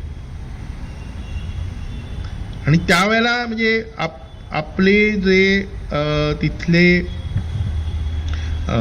राजदूत होते त्यांनी असं एकदा त्या नायरना, माधवन नायर अनेकदा रशियामध्ये त्यावेळेला गेले होते आणि ते असे काही नवीन काही दिसलं की घेऊन यायचे आणि मग ते घेऊन आता तुम्हाला काही घेऊन यायचं आहे, पैसे द्यायचे, त्याचं सरकारी कारभार कसा असतो, आधी परवानगी घेतली होती का वगैरे ते सगळं असतं ना. पण इस्रोचं तसं नाही. म्हणजे तुम्ही department of atomic energy, department of space, ह्या सगळे वेगळ्या अर्थाने मोठे हत्ती आहेत. त्यांच्याकडे हे काही नसतं. ते आल्यानंतर बघूया, आत्ता घ्या, तुम्हाला काय करायचं नंतर करू, ते ॲडजस्ट करू आपण, असं ते असतं. तर त्यांना ते राजदूत म्हणाले होते की तुम्ही एकटेच आहात की जे काहीतरी घेऊन जाता इथून, नाहीतर यांच्याकडे असलेलं सर्व प्रगत तंत्रज्ञान चीन, अमेरिका, जपान हे लोकच घेऊन जात आहेत, फ्रान्स ते लोकच घेऊन जात आहेत. कारण जे यायचे ते त्या तिथल्या लोकांकडून तंत्रज्ञान विकत घ्यायचे, जे तंत्रज्ञान मिळेल ते. रशिया हा खूप पुढे होता. म्हणजे ज्या वेळेला स्पेस शटल नंतर ISS बांधायचं झालं, त्यावेळेला स्पेस शटल प्रोग्राम बंद झाल्यानंतर बरीचशी उड्डाणं रशियन सोयुजमधूनच झाली. तर रशियाचं तंत्रज्ञान प्रगत होतं. ISS बांधताना सुद्धा मीर नावाचं जे रशियन अंतराळ स्थानक होतं, त्यामध्ये जे काही तंत्रज्ञान वापरलं गेलं होतं त्याचा अभ्यास करून ISS मोठ्या प्रमाणावर बांधलं गेलं. म्हणजे रशिया या बाबतीत बराच पुढे होता. पण रशियाचं विघटन झाल्यानंतर मग एकच महासत्ता उरली आणि मग त्या महासत्तेने ठरवलं यानं द्यायचं तर द्यायचं, नाही तर नाही द्यायचं. अशी परिस्थिती आल्यानंतर अनेक गोष्टी स्वतःहून उभ्या कराव्या लागल्या. तर स्क्रॅमजेट इंजिन आत्ता आपण उभं करतोय कारण आपण अनेक गोष्टी पुढे गेलेल्या आहे. आता एक विषय याच्यामध्ये काउंटडाऊन ही मुद्दा म्हटलं, म्हणजे आम्ही लहान होतो, शाळेत असताना स्टार ट्रेक सिरीज फेमस होती आणि ते काय आम्हाला आवडायचं, म्हणजे सगळ्या मुलांना आवडायचं की ते त्याच्यामध्ये कम्युनिकेटर नावाचा प्रकार होता. म्हणजे आज मोबाईल असतो सगळ्यांच्या हातामध्ये, पण तेव्हा तो कम्युनिकेटर नावाचा प्रकार होता. त्याचं उघडायचं आणि मग त्याच्यात बोलायचं, मग ते तिथल्या माणसाला ऐकू जातं वगैरे वगैरे वगैरे. म्हणजे मोबाईल हे आता आपल्याला सगळ्यांना माहिती आहे, पण ते एक काहीतरी आकर्षण होतं सगळ्यांना. म्हणजे अगदी जी काय आपली कंपास पेटी असेल ती उघडून लोक मधल्या सुट्टीत बोलायचे असे. तर आकर्षण काय असतं, कुठल्याही प्रकल्पामध्ये काहीतरी एक नवीन गोष्टीचं आकर्षण असतं लोकांना. ज्या वेळेला ऑक्टोबर स्काय, तुमच्यापैकी काही लोकांनी पाहिला असेल हा चित्रपट, अमेरिकन एक मुलगा म्हणजे कोळशाच्या खाणीत राहणारा मुलगा, तो ज्या वेळेला स्पुटनिक पाहतो आकाशातून जाताना, त्यावेळेला तो त्यातून त्याला स्फूर्ती येते आणि तो म्हणतो की मी कोळशाच्या खाणीत काम नाही करणार आहे. त्याचे वडील कोळशाच्या खाणीत काम करत असतात, वरच्या दर्जावरती असतात, तो आणि त्यांना अभिमान असतो त्याचा. म्हणजे एका त्या पॉईंटला असं ते म्हणतात की तो मुलगा जेव्हा म्हणतो ना मला हे काम नाही करायचं आहे म्हणून, तेव्हा ते रागावतात त्याच्यावर आणि असं म्हणतात की तुला कळतंय का तू काय म्हणतोयस ते, की ते म्हणतात की coal we mine makes the steel and if steel fails the country fails. म्हणजे त्यांना तो एवढा अभिमान असतो की मी जे काय काम करतोय ते देशाला किती उपयोगी पडणारं काम आहे, आणि हा काय म्हणतोय की मला हे करायचं नाहीये. पण त्याची दृष्टी वेगळी असते. होमर हिकम त्याचं नाव, त्याच्या आयुष्यावरती तो चित्रपट बनलाय ऑक्टोबर स्काय. तर तो रॉकेट म्हणजे त्यांनी ते आत्मचरित्र लिहिलेलं आहे रॉकेट बॉईज म्हणून. मी रॉकेट बॉईज आपल्या चित्रपटाबद्दल बोलत नाहीये. आणि त्याच्यावरती ऑक्टोबर स्काय नावाचा चित्रपट आलाय. गंमत अशी की त्याच्यामध्ये ते रॉकेट कसे उडवतात, म्हणजे हे पाहताना लहानपणी माझा मुलगा सुद्धा ते काउंटडाऊन बघायचा आणि तो पहिलं ते 10, 9, 8, 7 करायला शिकला. गंमत अशी मुलं काय कॅच करतील हे माहित नाही. मला खात्री आहे की आता सुद्धा ती इस्रोची सगळी उड्डाणं बघितल्यानंतर मुलं मधल्या सुट्टीमध्ये काहीतरी असं करत असतील काउंटडाऊन. हा काउंटडाऊन काय प्रकार आहे बुवा, हे असं उलट का गणती करायची आहे. म्हणजे धावायच्या स्पर्धेमध्ये 1, 2, 3 म्हणायचं किंवा उत्कंठ वाढवायला 3.5 करायचं, असं काही आहे का ती? ते असं काही नाही आहे. काउंटडाऊन म्हणजे प्रत्येक टप्पा सुरळीत चालण्यासाठी तुम्हाला अनेक गोष्टी कराव्या लागतात. म्हणजे अगदी मला क्रायोजेनिक इंजिन जरी चालू करायचं असेल, मला उद्या सकाळी उड्डाण करायचं आहे, सकाळी उठून सांगितलं चल जाऊया असं नाही होत. ते आदल्या दिवशी रात्री तुम्हाला ती जिथून ते लिक्विड ऑक्सिजन पाठवायचं आहे ती लाईन पूर्ण थंड करावी लागते. त्याच्यानंतर मग ते लिक्विड ऑक्सिजन पाठवणं, म्हणजे ह्या सगळे छोटे छोटे बरेच टप्पे असतात त्याच्यामध्ये. इलेक्ट्रॉनिक्सचा टप्पा असतो, प्रत्येक टप्पा तपासून पाहायचा असतो. आणि मग त्याच्यासाठी एक कालगणती ठरलेली असते की हा टप्पा आधी तपासायचा, मग हा तपासायचा, मग हा तपासायचा.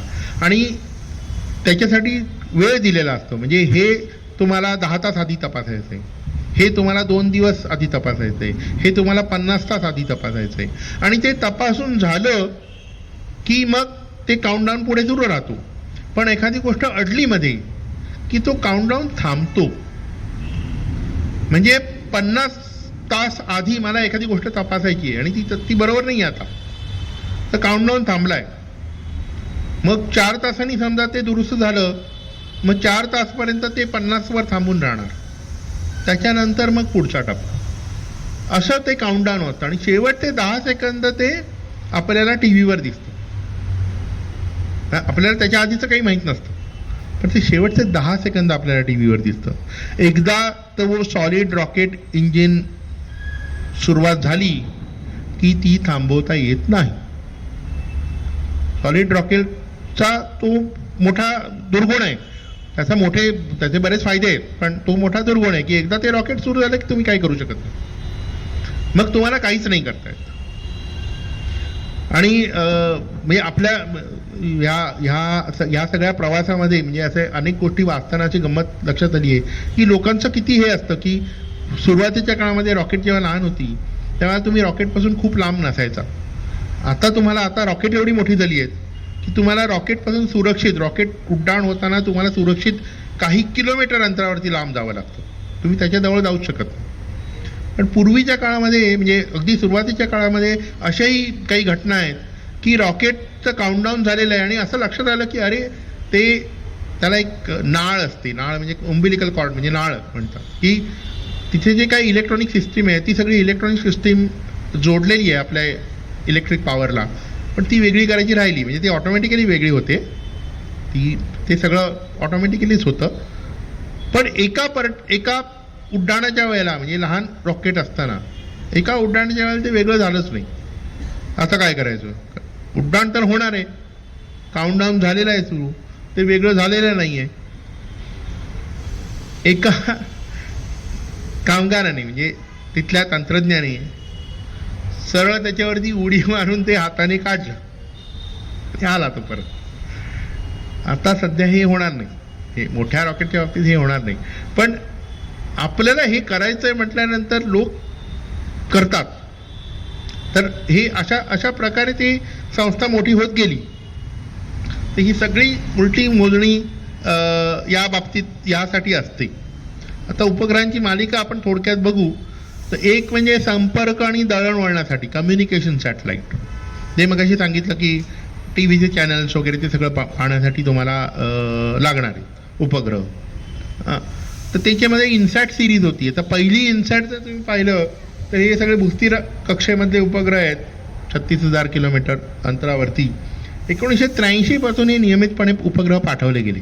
उपग्रह पाठवण्याची क्षमता आपल्याकडे नव्हती तेव्हा, पण उपग्रह आधी पाठवलेत आपण, रॉकेट आधी बांधलेले नाही आहेत. त्याचं कारण असंच होतं की आपल्याला पहिले त्याचा उपयोग करून घ्यायचा आहे. म्हणजे मी कॅमेरा आधी घेणार, ट्रायपॉड नंतर.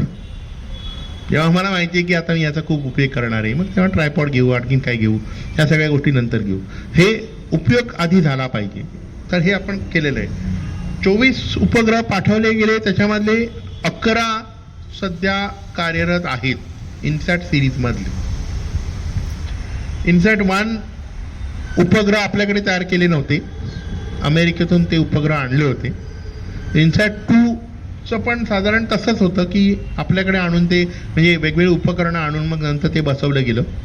इन्सॅट 3 पासून आपण स्वतः उपग्रह बनवायला लागलो, म्हणजे बऱ्याचशा पूर्णपणे उपग्रहाचं डिझाईन आपण बनवायला लागलो. इन्सॅट 3चं वैशिष्ट्य 6 पैकी 6 उपग्रह यशस्वी ठरले. 4ची मालिका ते KU आणि C बँड साठी वापरली गेली. KU आणि C बँड कशासाठी, तर ते थेट म्हणजे डायरेक्ट टू होम चॅनल ज्या वेळेला आली त्याच्यासाठी ही उपयोगी होती. आणि तिथे तुम्हाला पाहता येईल की 4 पैकी 3 यशस्वी झाली. त्याच्यानंतर मग नावं बदलली आहेत, म्हणजे भूस्थिर उपग्रह आहेत आपल्याकडे, पण मग GSAT सिरीज सुरू झाली. अजूनही GSATच्या सिरीज, आता तुम्ही जर पाहिलं तर GSAT 1, 2, 3, 4 असे सगळे उपग्रह क्रमाने गेले तसं नाही आहे. कधी कधी एखादा नंतरच्या क्रमाचा आधी जातो उपग्रह वगैरे, हे सगळं होतं कारण त्या वेगवेगळ्या टीम्स असतात, त्या बांधत असतात उपग्रह ज्या वेळेला म्हणजे ह्या कामासाठी, आणि ती कामं बरीच वर्ष सुरू असतात. ती 21 यशस्वी मालिका दिलेली आहे. 4 अयशस्वी ठरली. अगदी सुरुवातीचं पहिलं अयशस्वी ठरलं, त्याच्यानंतर 4थं 5वं, म्हणजे अगदी सुरुवातीच्या काळामध्ये अयशस्वी, म्हणजे पहिलं यशस्वी नाही झालं, दुसरं तिसरं झालं, मग 4थं नाही झालं. म्हणजे त्यावेळेला म्हणून चंद्रयान जेव्हा पाठवलं गेलं तेव्हा GSAT वगैरेचा म्हणजे GSLVचा वापर नाही केला गेला.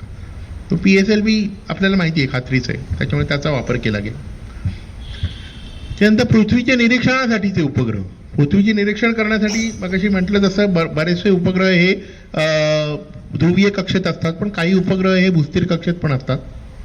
तर पहिला उपग्रह तो भास्कर 1 पाठवला होता, म्हणजे आर्यभट्ट पहिला उपग्रह होता. त्याच्यानंतर पृथ्वी निरीक्षणासाठी खास उपकरणं ठेवून भास्कर 1 पाठवला गेला. मग रोहिणी, IRS, रॉस वगैरे वेगवेगळ्या सीजचे उपग्रह पाठवले गेले. आत्तापर्यंत 44 उपग्रह पाठवले गेले पृथ्वीच्या निरीक्षणासाठी. हे 44 उपग्रह पाठवले गेले आणि हे साधारणपणे ध्रुवीय कक्षेमध्ये असतात, म्हणजे 1.5 तासात एक फेरी पूर्ण होते साधारणपणे. आणि 1.5 तासात एक फेरी पूर्ण होते त्या काळामध्ये पृथ्वी फिरत असते, म्हणजे पुन्हा ती त्याच जागेवर नाही येणार आहे, म्हणजे ते त्याला पूर्ण पृथ्वी पाहता येते.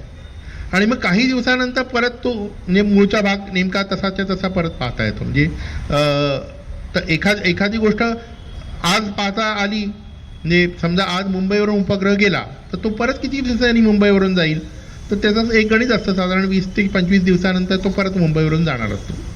त्याच्यात पुन्हा काही छोट्या वेगळे म्हणजे त्याच्यामध्ये छोटे वेगळे बारकावे असतात. म्हणजे साधारणपणे ही पृथ्वीचं निरीक्षण ज्या वेळेला करायचं असतं त्यावेळेला ते निरीक्षण सकाळी 10 आणि रात्री 10 अशा पद्धतीने केलं जातं. म्हणजे सूर्य इथे, पृथ्वी इथे, तो उपग्रह असा फिरतोय आणि पृथ्वी पण फिरते. तर आत्ता उपग्रह असा फिरतोय आणि समजा ते सकाळी 6 संध्याकाळी 6 असं निरीक्षण होतं. म्हणजे ज्या भागावरून जातोय तिकडे सूर्योदय होतोय आणि ज्या दुसऱ्या भागावरून सूर्यास्त होतोय. 3 महिन्यानंतर ते तसंच जर राहिलं तर दुपारी 12 रात्री 12चं निरीक्षण होईल. पण तसं नाही करायचंय, वेळ तुम्हाला सारखीच ठेवायची. म्हणजे मला सकाळी 10 वाजता आणि रात्री 10 वाजता पाहायचं असेल तर मला सगळीकडे तसंच पाहिजे. म्हणजे पृथ्वी ज्या वेळेला सूर्याच्या भोवती फिरत असते त्यावेळेला त्या उपग्रहाची कक्षा सुद्धा हळूहळू फिरली पाहिजे तशी. आणि मग ते छोटे जे काही बारकावे आहेत, हे बारकावे पृथ्वी व्यवस्थित गोल नाही आहे, म्हणजे ती थोडीशी अंडाकृती आहे. त्याच्यामुळे पृथ्वीचं गुरुत्वाकर्षण थोडंसं वेगळं आहे, वर थोडं वेगळं आहे, खाली थोडं वेगळं आहे. त्याचा फायदा घेऊन हे फिरणं होतं, वेगळं इंधन नाही वापरायला लागत त्याच्यासाठी. तर हे छोटे छोटे बारकावे त्या विज्ञानाच्या अभ्यासातून येतात. हे असंच मध्ये चित्र का टाकलंय, तर पृथ्वी ज्या वेळेला पाहायची असते त्यावेळेला ती आपल्याला ज्या रंगात दिसते त्या रंगात नाही पाहता येत. वरती जे काही दिसतंय ते आपल्याला दिसतं, खाली जे काही दिसतंय ते मांजरीला असं दिसतं. त्याला काहीतरी वेगळंच दिसतं जग. म्हणजे आपल्याला आपले रंग वेगळे दिसतात, त्याला मांजरांना सगळं वेगळं दिसतं. तसं उपग्रहांना काहीतरी वेगळंच दिसतं.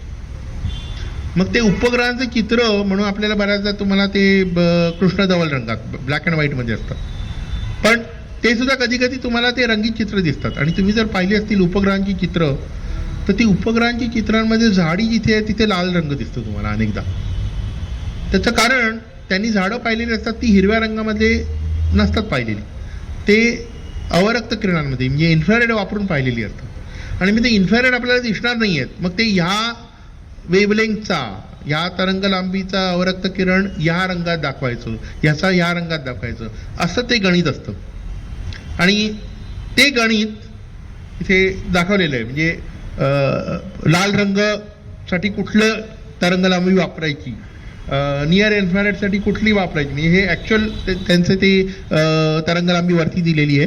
पण ते रंग कृत्रिम रंग देताना आपण जरा वेगवेगळा रंग देऊन मग ते चित्र बनवलं जातं असं. तर हे अगदी सुरुवातीच्या काळाचे आहेत, पण हे कलर कोडिंग जे आहे ते आताही तसंच असतं. मी हे का सांगतोय, उपग्रह पाठवायला इंजिनियर व्हावं लागतं. ही जी माहिती मिळते, ही माहिती मिळवून त्याचा अभ्यास करण्यासाठी तुम्हाला वैज्ञानिक व्हावं लागतं, विज्ञानाचा अभ्यास करावा लागतो. आणि कुठल्या प्रकारच्या तरंग लांबीसाठी कुठला रंग वापरला तर चित्र छान दिसेल, ह्याचं गणित वेगळंच असतं. त्याच्यासाठी तुम्हाला कला आस्वादक व्हावं लागतं. आणि अशा लोकांना सुद्धा काम आहे. म्हणजे जी अशी हबल स्पेस टेलिस्कोपमधून छान छान चित्र जी दिसतात आपल्याला, त्या हबल स्पेस टेलिस्कोपला छान छान काही दिसत नसतं, त्याला सगळं सारखंच असतं. ते आपल्याला छान दिसतं. तर आपल्याला काय छान वाटेल अशा प्रकारचे रंग तिथे पेरायचं काम ही अशी मंडळी करत असतात. म्हणजे ह्या क्षेत्रामध्ये किती प्रकारच्या संधी आहेत, पण त्या संधी आपल्याला पाहाव्या लागतात. आमचे एक विद्यार्थ्यांनी म्हणजे आमच्याकडे हॉस्टेल आहे कॉलेजला, त्याच्यामुळे बाहेरची मुलं येऊन राहतात. तर आमची एक विद्यार्थिनी म्हणजे बरीच अमरावतीवरून आली होती आणि ती राहिली 3 वर्ष शिकली. त्याच्यानंतर मग तिने मास्टर डिग्री पूर्ण केली, आता शिक्षिका झाली आहे. आणि आमच्या एका मुलांच्या कार्यक्रमामध्ये तिला बोलवलं, मनाली शर्मा, तिला मी बोलवलं. तिला मी म्हटलं की तू जरा बोल, तुझा अनुभव सांग की तू 3 वर्ष मुंबईमध्ये राहून काय काय शिकून गेलीस ते. हे आपल्या मुंबईच्या मुलांना कळत नाही. इथे कॉलेज आहे, कॉलेजमध्ये आलो गेलो. ती म्हणाली की मला ज्या वेळेला घरून विचारलं की तिच्या घरचे म्हणजे बरेच शिक्षक होते सगळे अमरावतीला, तुला काय शिकायचंय, बरं आर्ट्स करायचंय. मग आर्ट्स करायचंय, मग मुंबईला कशाला जाते, इथे आहेत की कॉलेजेस. नाही, मला मुंबईला जायचंय. ती आली मुंबईला आणि तिने इतक्या गोष्टी केल्या दर सुट्टीमध्ये, इतक्या. तशीच आमची दुसरी एक मुलगी आता अमेरिकेत PhD करते, प्रांजली म्हणून.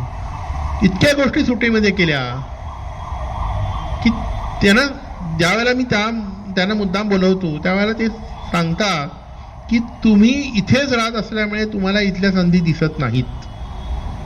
आम्ही बाहेर नेतो तेव्हा आम्हाला या संधी दिसतात. इथे काय करता येईल, हे काय करता येईल, हे काहीतरी शिकता येईल, इथे काहीतरी वेगळं चाललेलं आहे, तिथे जाऊन काहीतरी पाहता येईल. तर या क्षेत्रामध्ये इतक्या संधी आहेत, पण त्या संधी आपण बऱ्याचशा पाहतच नाही. कारण मुंबई काय आर्थिक राजधानी आहे. 10वीत जास्तीत जास्त मार्क मिळाले की कॉमर्सला जायचं हे ठरलेलं असतं हल्ली. हे एकेकाळी असं होतं जास्त मार्क मिळाले सायन्सला जाऊ वगैरे, पण आता बऱ्याचदा असं असतं कोण ते सायन्सला जाणार आहे, कॉमर्स करू आपण. असं आता त्याच्यात काही वाईट आहे ह्याच्यातला भाग नाही. म्हणजे तुम्ही काहीही चांगलं शिकून चांगलं काम करू शकता त्याच्यामध्ये. सांगण्याचा उद्देश आहे की तुम्ही जर भारताच्या राष्ट्रीय पातळीवर पाहिलं विज्ञानामध्ये कोण चांगलं काम करतं, कुठल्या क्षेत्रातून मुलं येतात, तर तुम्हाला दिसतील बंगाली मुलं असतात, बिहारमधून आलेली मुलं असतात, ओडिसामधून आलेली मुलं असतात. का आलेली असतात? त्याचं एक कारण हेही आहे की तिथे उद्योगधंदे इतके नाही आहेत किंवा फार नसल्यामुळे त्या संधी कमी आहेत. त्याच्यामुळे मुलं विज्ञान करतात आणि मग वैज्ञानिक व्हायचं म्हणून येतात, कारण त्यांनी इतर गोष्टी पाहिलेल्या नसतात. आपली आर्थिक राजधानी आहे, त्याच्यामुळे आपले अनेकदा वेध वेगळे असतात. चूक काहीच नाही आहे त्याच्यामध्ये. वेध वेगळे असणं, आपली दृष्टी वेगळी असणं ह्याच्यात चुकीचं काही नाही आहे. पण आपल्याला जेव्हा माहिती असतं की हे मला करायचं नाही आहे, मला विज्ञानात काहीतरी करायचं आहे, तर मग विज्ञानात काय अजून संधी असतील किंवा मी विज्ञान शिकतोय तर मग विज्ञानात काय संधी असतील हे पाहणं आवश्यक आहे.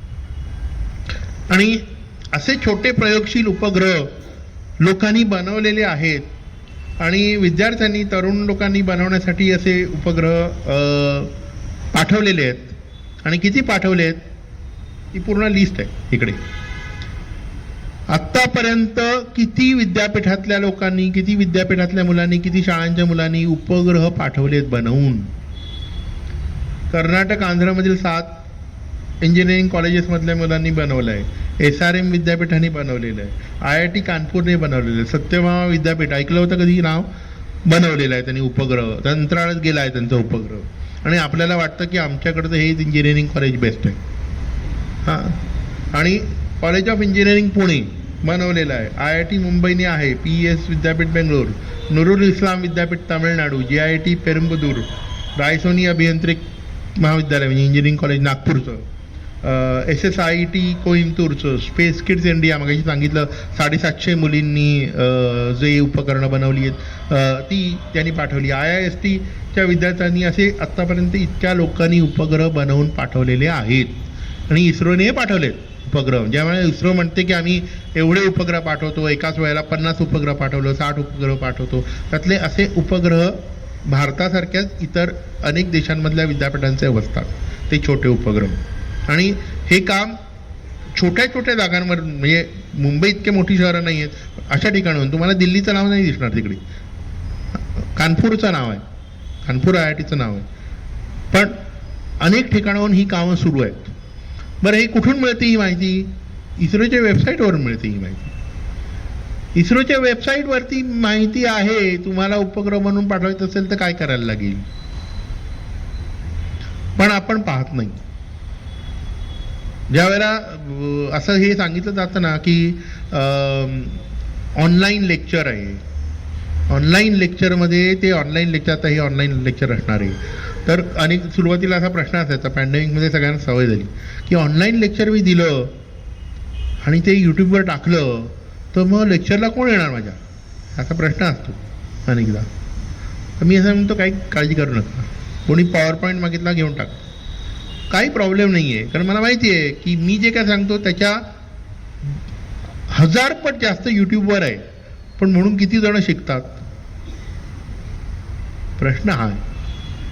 सगळी माहिती जरी असली म्हणून मी बसून ती पाहतो का? आमच्याकडे दुसरंच काहीतरी चालू असतं. बरोबर आहे ना? व्हॉट्सअप विद्यापीठ सारखं विद्यापीठच नाही आहे जगात ते. आणि हे मला वाटतं फेसबुकवरच जाणार आहे. व्हॉट्सॲपचा उदो.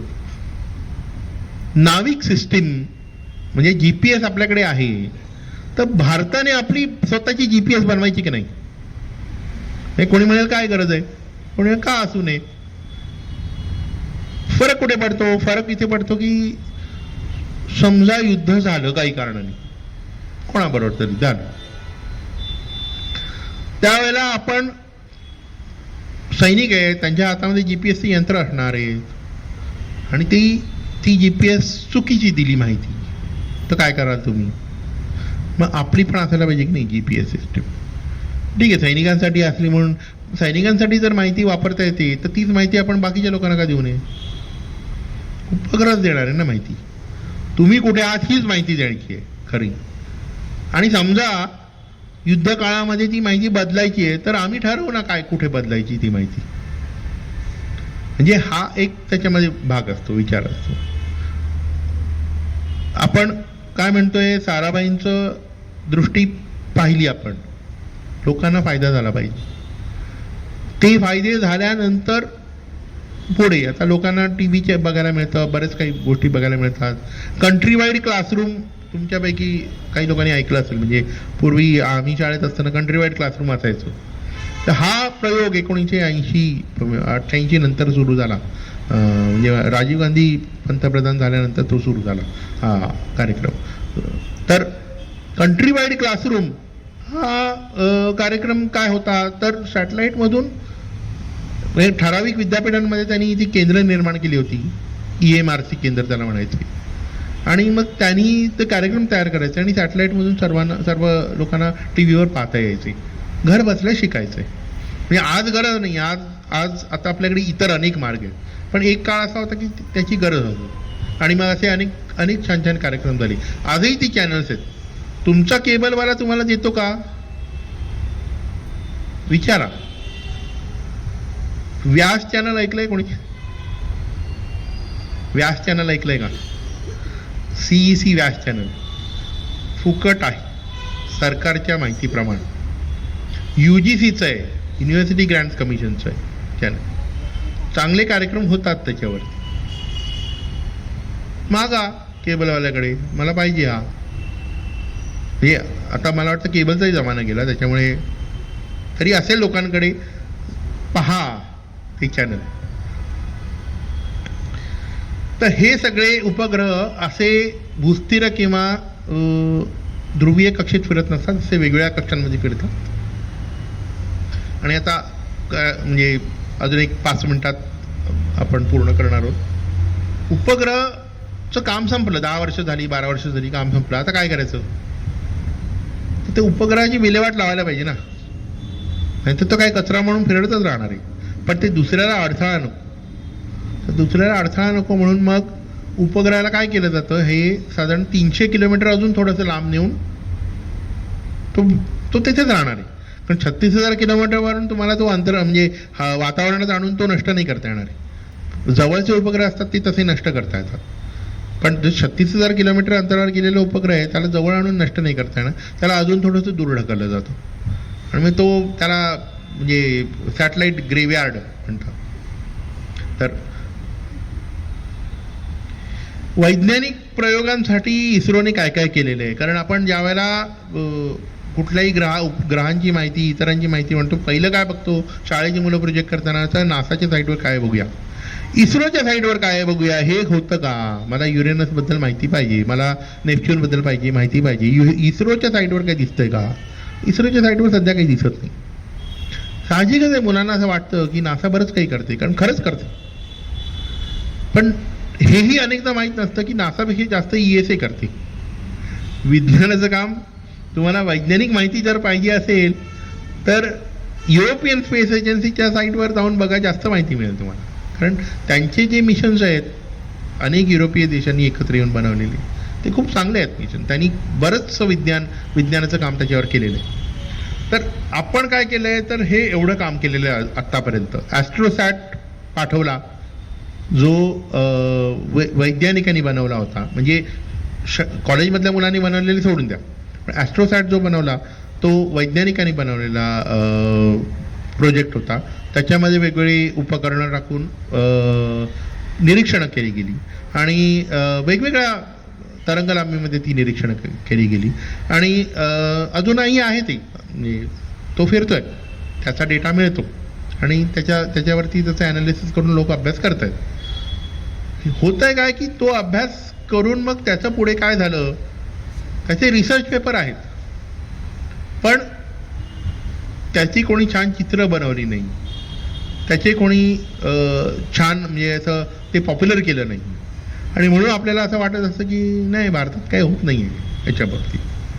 मंगळयान पाठवलं, मंगळयानाच्या बाबतीत तेच झालं की आपण यशस्वीरित्या पाठवलं ते, पण तिथे गेल्यानंतर जी काही चित्र काढली, ती सुरुवातीची काही चित्र आली, त्याच्यानंतर काय काय अभ्यास झाला ह्याची जास्त माहिती मिळत नाही. म्हणजे इस्रोच्या साईटवर काही भाग मिळतो, पण आपल्याला नासा कडून ज्या प्रकारे माहिती मिळते त्या प्रकारची माहिती आपल्याला मिळत नाही. चंद्रयान-1 कडून जी माहिती मिळाली ती सगळ्यांना माहितीच आहे. चंद्रयान-2 कडून माहिती मिळाली ती माहिती आहे. चंद्रयान-2 ऑर्बिटर यशस्वीच होता. तो जो लँडर होता तो अयशस्वी ठरला, पण चंद्राभोवती जो फिरणारा भाग होता तो यशस्वीच होता. त्यांनी चित्र काढली, त्यांनी माहिती घेतली, डेटा दिला, ते सगळं आहेच. आणि चंद्रयान-3 आता गेलं आणि त्याच्यानंतर तो लँडरही उतरला, त्यातून तो रोवर पण बाहेर पडला आणि त्याने काही दिवस काम पण केलं. त्याच्यानंतर मग तो चंद्राच्या रात्रीकडे म्हणजे चंद्रावरती सूर्यास्त झाला त्या ध्रुवीय प्रदेशामध्ये. त्याच्यानंतर 14 दिवसानंतर तापमान एवढं कमी झालेलं असणार आहे की तो परत होणारच नव्हता. म्हणजे तसं झाला त्या बोनस असंच होतं ते. म्हणजे तो अयशस्वी झाला नाही, म्हणजे अयशस्वी झाला असं म्हणताच येणार नाही, कारण तो झाला तर आपण प्रयत्न करून पाहू. हे कधी कधी असं असतं ना की तिथे जायचं, एखाद्या ठिकाणी जायचं, तिथे गेल्यानंतर अजून काहीतरी करून पाहू आपण. तो ॲडिशनल भाग होता. आणि आदित्य एल1 ॲस्ट्रोसॅटवरती ही अशी बरेच उपकरणं होती. मेनली तुम्ही बघाल एक्सरे टेलिस्कोप्स होते, अल्ट्राव्हायलेट टेलिस्कोप होते, म्हणजे वेगवेगळ्या जे पृथ्वीवरून पाहता येत नाही ते वातावरणामध्ये हे सगळं शोषून घेतलं जातं. त्याच्यामुळे जे पृथ्वीवरून पाहता येत नाही ते पृथ्वीच्या बाहेर जाऊन पाहायचं, असं ते महत्त्वाचा तो भाग आहे. आणि ते फार हे सगळं वाचण्यात हे नाही आहे. ह्या स्लाईड्स आहेत त्या ज्यांनी बनवल्या, म्हणजे डॉक्टर विनीता नवलकरनी. तिने मी मॅडमनं नाव सुचवलं होतं तिचं याच कार्यक्रमासाठी. तिने बनवलेली स्लाईड आहे. तिने स्वतः हा एक्सरे टेलिस्कोप बनवला, तिची PhD त्याच्यावरती आहे. आम्ही तिची ओळख करून देताना म्हणतो की हिचं काम PhDचं सध्या अंतराळात फिरतंय, कारण तिथे ते एक्सरे टेलिस्कोप बनवताना त्याच्यावरती तिने काम केलं. बाकीच्या प्लॅनेट्सवरती काय तर आपल्याला चंद्रयानबद्दल माहिती आहे. मगाशी मी म्हटलं तसं की PSLVने कसं चंद्रावरती नेलं, तर जवळ आल्यानंतर तो त्याला जोरात वेग द्यायचा आणि त्याच्यानंतर मग तो चंद्रसुद्धा तिथे पर्यंत जाईल, तोवर हे यान पण तिथे जाईल. म्हणजे हे गणित करावं लागतं. जर चंद्र तिथे पोचताना हे यान पोचण्याआधीच हे यान तिथे गेलं तर ते बुमरँगसारखं परत येणार आणि पुन्हा जेव्हा जाईल तेव्हा चंद्र पुढे गेलेला असेल नाही. म्हणजे तुम्हाला ते गणित जुळवावं लागतं सगळं. त्यांनी काढलेले फोटो आपल्याला माहिती आहेत, त्याच्यामुळे मी याच्यावरती पुन्हा जास्त बोलत नाही. दक्षिण ध्रुवावर का? याचं कारण दक्षिण ध्रुवावरती, उत्तर ध्रुवावरती पण जाऊ शकतो, दक्षिण ध्रुवावरती पण जाऊ शकतो. मधल्या भागामध्ये तर गेलेलेच आहेत लोक, जे अपोलो यानं वगैरे गेलेलीच आहेत. पण दक्षिण आणि उत्तर ध्रुवावरती का? तर दक्षिण ध्रुवाकडे तुम्हाला बरेचसे विवर वगैरे पण दिसतात आणि त्याच्यामुळे त्या विवरांमध्ये कधीही सूर्यप्रकाश पोचलेला नाही अशी अवस्था असू शकते आणि म्हणून तिथे पाणी असण्याची शक्यता आहे, म्हणजे बर्फरूप. कारण जर विषुववृत्तावरती तो बर्फ आणला तर काय होणार आहे, ज्या वेळेला दिवस होणार आहे चंद्रावर त्यावेळेला तो बर्फ वितळणार, पण तो वितळत नाही. काय होतं तर तिथे हवा नसल्यामुळे त्याची वाफ होते आणि ती निघून जाते. त्याच्यामुळे विषुववृत्ताकडचा जो भाग आहे जिथे नेहमी सूर्यप्रकाश मिळतो तिथे असलेलं पाणी तिथे काही टिकून राहणार नाही आहे. राहील कुठे? जिथे विवरं आहेत, जिथे सूर्यप्रकाश पोचला नाही आहे असे भाग फक्त ध्रुवीय प्रदेशात असतात आणि म्हणून मग ते दक्षिण ध्रुवावरती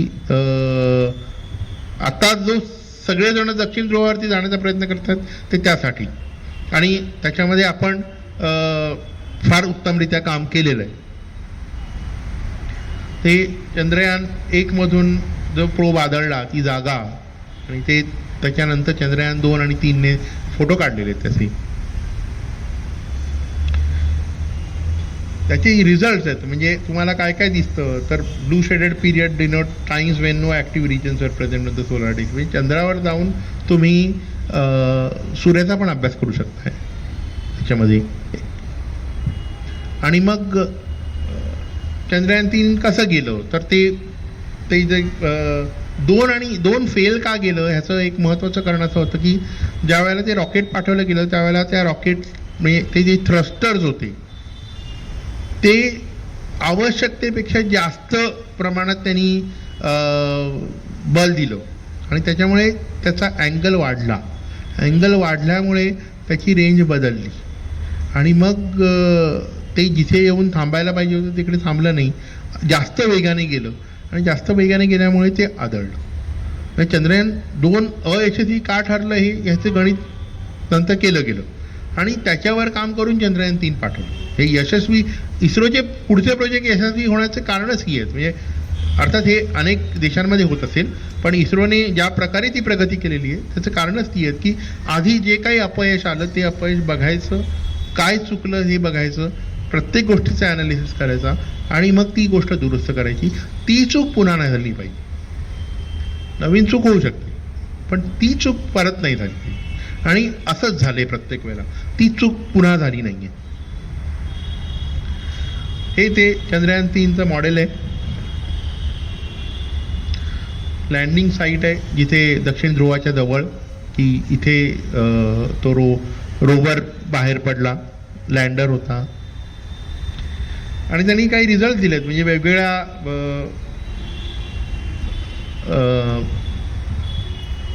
धातूंचे स्पेक्ट्रम दिलेले आहेत. म्हणजे कॅल्शियमचा स्पेक्ट्रम आहे, सल्फरचा आहे. तुमचा स्पेक्ट्रोमीटर आहे तो तिथे ॲनालिसिस करतोय काय, तिथे तुम्हाला जाऊन तुमच्या प्रयोगशाळेत आणायला लागत नाही आहे काही. तेही काम झालेलं आहे चंद्रावरती. म्हणजे जे अपोलो यानं गेली किंवा रशियन यानं गेली त्यांनी सॅम्पल्स आणलेत. म्हणजे रशियन यानातून माणसं गेली नाही पण त्यांनी सॅम्पल परत आणलेत. चीनी यानातून सॅम्पल परत आणलं गेलं आहे. पण इथे आपल्याला तिथल्या तिथे स्पेक्ट्रम वापरून ते काम करता आलंय.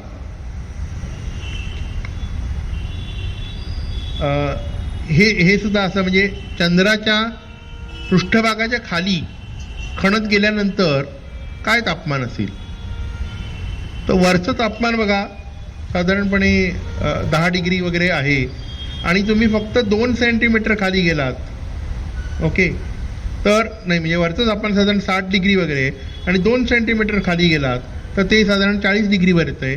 4 सेंटीमीटर खाली गेलात, हे सगळे मिलीमीटरमध्ये आकडे आहेत वरती, तर ते तापमान 20 डिग्रीवर आलेलं आहे. आणि 80 सेंटीमीटर खाली गेलात पृष्ठभागाच्या की ते साधारण -10 वजा 10 इतकं. म्हणजे थोडंसं खणल्यानंतर तापमान एकदम थंड होतं आहे. चंद्राचा पृष्ठभाग आहे कसा याची माहिती सुद्धा या प्रकारे म्हणजे असं वेगळ्या प्रकारचे निरीक्षणं केली गेली आहेत. आणि मंगळयानबद्दल एकच मुद्दा सांगणार आहे मी. मंगळयानची माहिती म्हणजे जुनं यान आहे, सगळ्यांना माहिती आहे की ते मंगळयान नाही, आदित्य L1. त्याच्याबद्दल एक महत्त्वाची माहिती अशी आहे की ते L1 म्हणजे काय, तर ते सूर्य आणि पृथ्वी यांच्या सापेक्ष असे 5 बिंदू असतात की जे जिथे काही ठेवलं की ते स्थिर राहतात. स्थिर राहतात म्हणजे काय, सूर्य आणि पृथ्वीच्या सापेक्ष स्थिर राहतात. म्हणजे पृथ्वी 1 वर्षाने प्रदक्षिणा पूर्ण करणारे ती वस्तू पण 1 वर्षाने प्रदक्षिणा पूर्ण करेल, बरोबर त्याच ठिकाणी राहू. तसे 5 बिंदू असतात. त्यातला पहिला बिंदू हा L1 आहे, म्हणजे तो सूर्य आणि पृथ्वीच्या मध्ये आहे. तिथे पूर्वीसुद्धा अनेक वेगवेगळ्या प्रकारचे स्पेस प्रोब ठेवले गेलेत. आता आदित्य 1 सूर्याचा अभ्यास करण्यासाठी तिथेच ठेवला आहे. L2 तुम्ही ऐकलं असेल की L2 हा सूर्य पृथ्वीच्या पलीकडच्या बाजूला आहे आणि जेम्स वेब टेलिस्कोप तिकडे ठेवली आहे L2च्या. आणि तसे L4 आणि L5च्या जागी सुद्धा काही यानं काही ठेवता येऊ शकतात. सध्या काही ठेवलेलं नाही आहे कारण ते पृथ्वी आणि सूर्य जेवढं अंतर आहे तेवढ्याच अंतरावरती ते असणार आहे. तिथून काही आपल्याला सिग्नल मिळणं कठीणच आहे. त्याच्यामुळे जे काही आपल्याला ठेवायचं आहे ते L1 आणि L2 ह्याच 2 बिंदूवर ठेवलं जातं. सूर्याचा अभ्यास करायचा तर L1 कडे, पलीकडचा अभ्यास करायचा असेल ताऱ्यांचा अभ्यास करायचा तर L2 कडे. हे ते 5 बिंदू L1 सूर्य आणि पृथ्वीच्या मध्ये, L2 या अलीकडच्या बाजूला आहे म्हणजे सूर्याच्या विरुद्ध दिशेला आहे, L3 सूर्याच्या पलीकडे आहे, L4 आणि L5 हे साधारणपणे 60 अंशावरती कोन केलेले आहेत. हे चित्रामध्ये 60 अंश दिसणार नाही पण 60 अंशावरती साधारण कोन केलेलं आहे. आणि याचा अर्थ ते समभुज त्रिकोण होतात, म्हणजे अंतर तिन्ही सारखी राहतात. त्याच्यामध्ये सूर्याचं निरीक्षण करून करणार काय आहोत तर ते जे काय कॉस्मिक रेचं निरीक्षण होतं ना तसंच सूर्याचं निरीक्षण आहे. सूर्याचं निरीक्षण करून तुम्हाला मिळणार काय आहे तर सौर वात किंवा सौर वारे, सूर्याकडून येणारी जी किरणं आहेत त्यांचा अभ्यास करायचा आहे. का अभ्यास करायचा आहे त्यांचा? एवढ्यासाठी की ते कधी कधी ती किरणं प्रचंड मोठ्या प्रमाणामध्ये येतात, कारण सूर्यावरती वादळं होतात. आणि त्याच्याने होतं काय, तर त्या वादळांमुळे तुमचे कम्युनिकेशन सॅटेलाईट बंद पडू शकतात. आणि ते सॅटेलाईट बंद पडू नये म्हणजे आपल्याला अभ्यास माहिती पाहिजे ना. आपले सॅटेलाईट्स आहेत बरेचसे, आपण त्या क्षेत्रामध्ये प्रगती करतो, तर तोही एक अभ्यास त्याच्यामध्ये होतोय. आणि म्हणून आपल्याला सूर्याचा अभ्यास करायचा आहे. पुढची यानं जाणारे ते शुक्राकडे यान पाठवण्याचा एक प्रयत्न आहे, पण त्या पलीकडे अजून एक यान आहे, ते म्हणजे गगनयान, ज्याची सगळ्यांना उत्सुकता आहे. आणि गगनयानवर सगळ्यात पहिल्यांदा ही जाणार आहे, रोबोट आहे, माणूस आहे. म्हणजे 4 फायटर पायलट्स वायुसेनेचे सध्या प्रशिक्षण घेत आहेत. बेंगलोरमध्ये प्रशिक्षण झालं त्यांचं, रशियामध्ये प्रशिक्षण घेणार आहेत ते, त्यांचं प्रशिक्षण सुरू आहे. पण पहिल्या गगनयान म्हणजे पहिली मोहीम एक झाली की परत ती आपल्याला यान पाठवून ते परत सुखरूप परत आणायचं आहे. दुसऱ्यामध्ये तुम्हाला हिला पाठवायचं आहे आणि मग ते सुखरूप येईल हे पाहायचं आहे. त्याच्यानंतर मग माणसांना पाठवायचं आहे. पण त्यांचं काम सुरू आहे. आपल्याला सगळ्यांना राकेश शर्मा माहिती आहे, सगळ्यांनाच माहिती आहे. राकेश शर्मा बरोबर अजून एक होता रोमेश मल्होत्रा, त्याचं पण ट्रेनिंग झालं होतं, पण तो बॅकअप म्हणून होता. राकेश मल्होत्रा सिलेक्ट झाला म्हणून गेला तो. पण अनेकांना अजून 2 लोकांना ट्रेनिंग दिलं होतं हे माहीत नसतं. पी राधाकृष्णन आणि NC भट यांना 1986च्या दरम्यान ट्रेनिंग मिळालं होतं आणि ते स्पेस शटलवर जाणार होते. भारतीय अंतराळ शास्त्रज्ञ होते. म्हणजे राकेश शर्मा कसे एअरफोर्समध्ये होते, रवीश मल्होत्रा एअरफोर्समध्ये होते, पण हे दोघे शास्त्रज्ञ होते.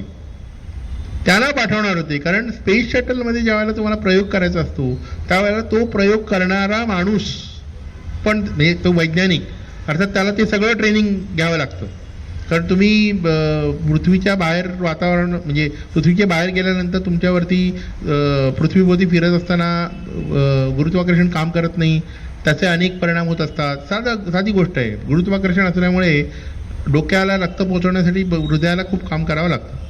गुरुत्वाकर्षण नसेल तर काय होणार आहे, हृदयाला कळत नाही सुरुवातीला. हां, आणि ते त्याच जोमाने रक्त आधीवर पाठवतं, डोक्यामध्ये रक्त जास्त जातं, डोकं जड होतं. अशा परिस्थितीत तुम्हाला काम करायचं आहे, हा प्रॉब्लेम निर्माण होतो. तो होऊ नये म्हणून तुम्हाला काही गोष्टी ॲडजस्ट कराव्या लागतात. तर ह्या दोघांना पाठवणार होते, पण ते काम झालं नाही, कारण 1987 मध्ये चॅलेंजरचा विस्फोट झाला आणि त्याच्यानंतर मग ती सगळी मोहीमच बाहेर काढली. पण आता पुन्हा 4 जण जाणार आहेत. तेव्हा जे राकेश शर्मा म्हणाला होता की सारे जहां से अच्छा हिंदुस्तान हमारा, जेव्हा पंतप्रधानांनी विचारलं होतं की तिथून कसा दिसतोय, कारण तो राकेश शर्मा आणि 2 रशियन कॉस्मॉनॉट होते बरोबर, भारत कसा दिसतोय तिथून, तेव्हा ती क्लिप आहे इंटरनेटवर, आजही बघू शकता. मला आठवते मी TV वर पाहिली होती ती क्लिप. तर तो म्हणाला होता सारे जहां से अच्छा हिंदुस्तान हमारा. तर आपलं इस्रोचं जे वैशिष्ट्य आहे ते असं आहे की इथल्या लोकांसाठी काम करायचं आहे आणि ते काम असं झालं पाहिजे की खरंच अख्ख्या जगामध्ये भारत चांगला झाला पाहिजे, सगळ्यांसाठी ते काम झालं पाहिजे. आणि ते लक्षात घेऊन ह्या इस्रोच्या मोहिमा सगळ्या चालू आहेत. हे आपल्याला लक्षात घेऊन आपल्याला काही करता येऊ शकतं का या बाबतीमध्ये, याचा आपण सगळे विचार करणार आहोत. नवीन मुलांना प्रोत्साहन देणार आहोत.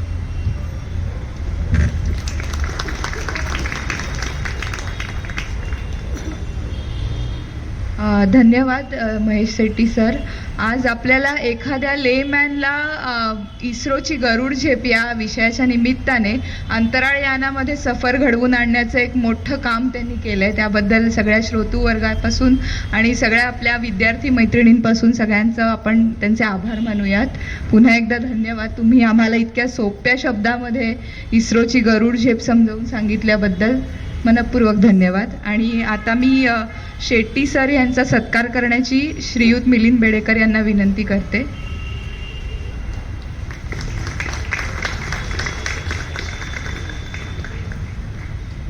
सगळ्या श्रोतृवर्गाचे आणि आपल्या माननीय वक्त्यांचे आभार मानते.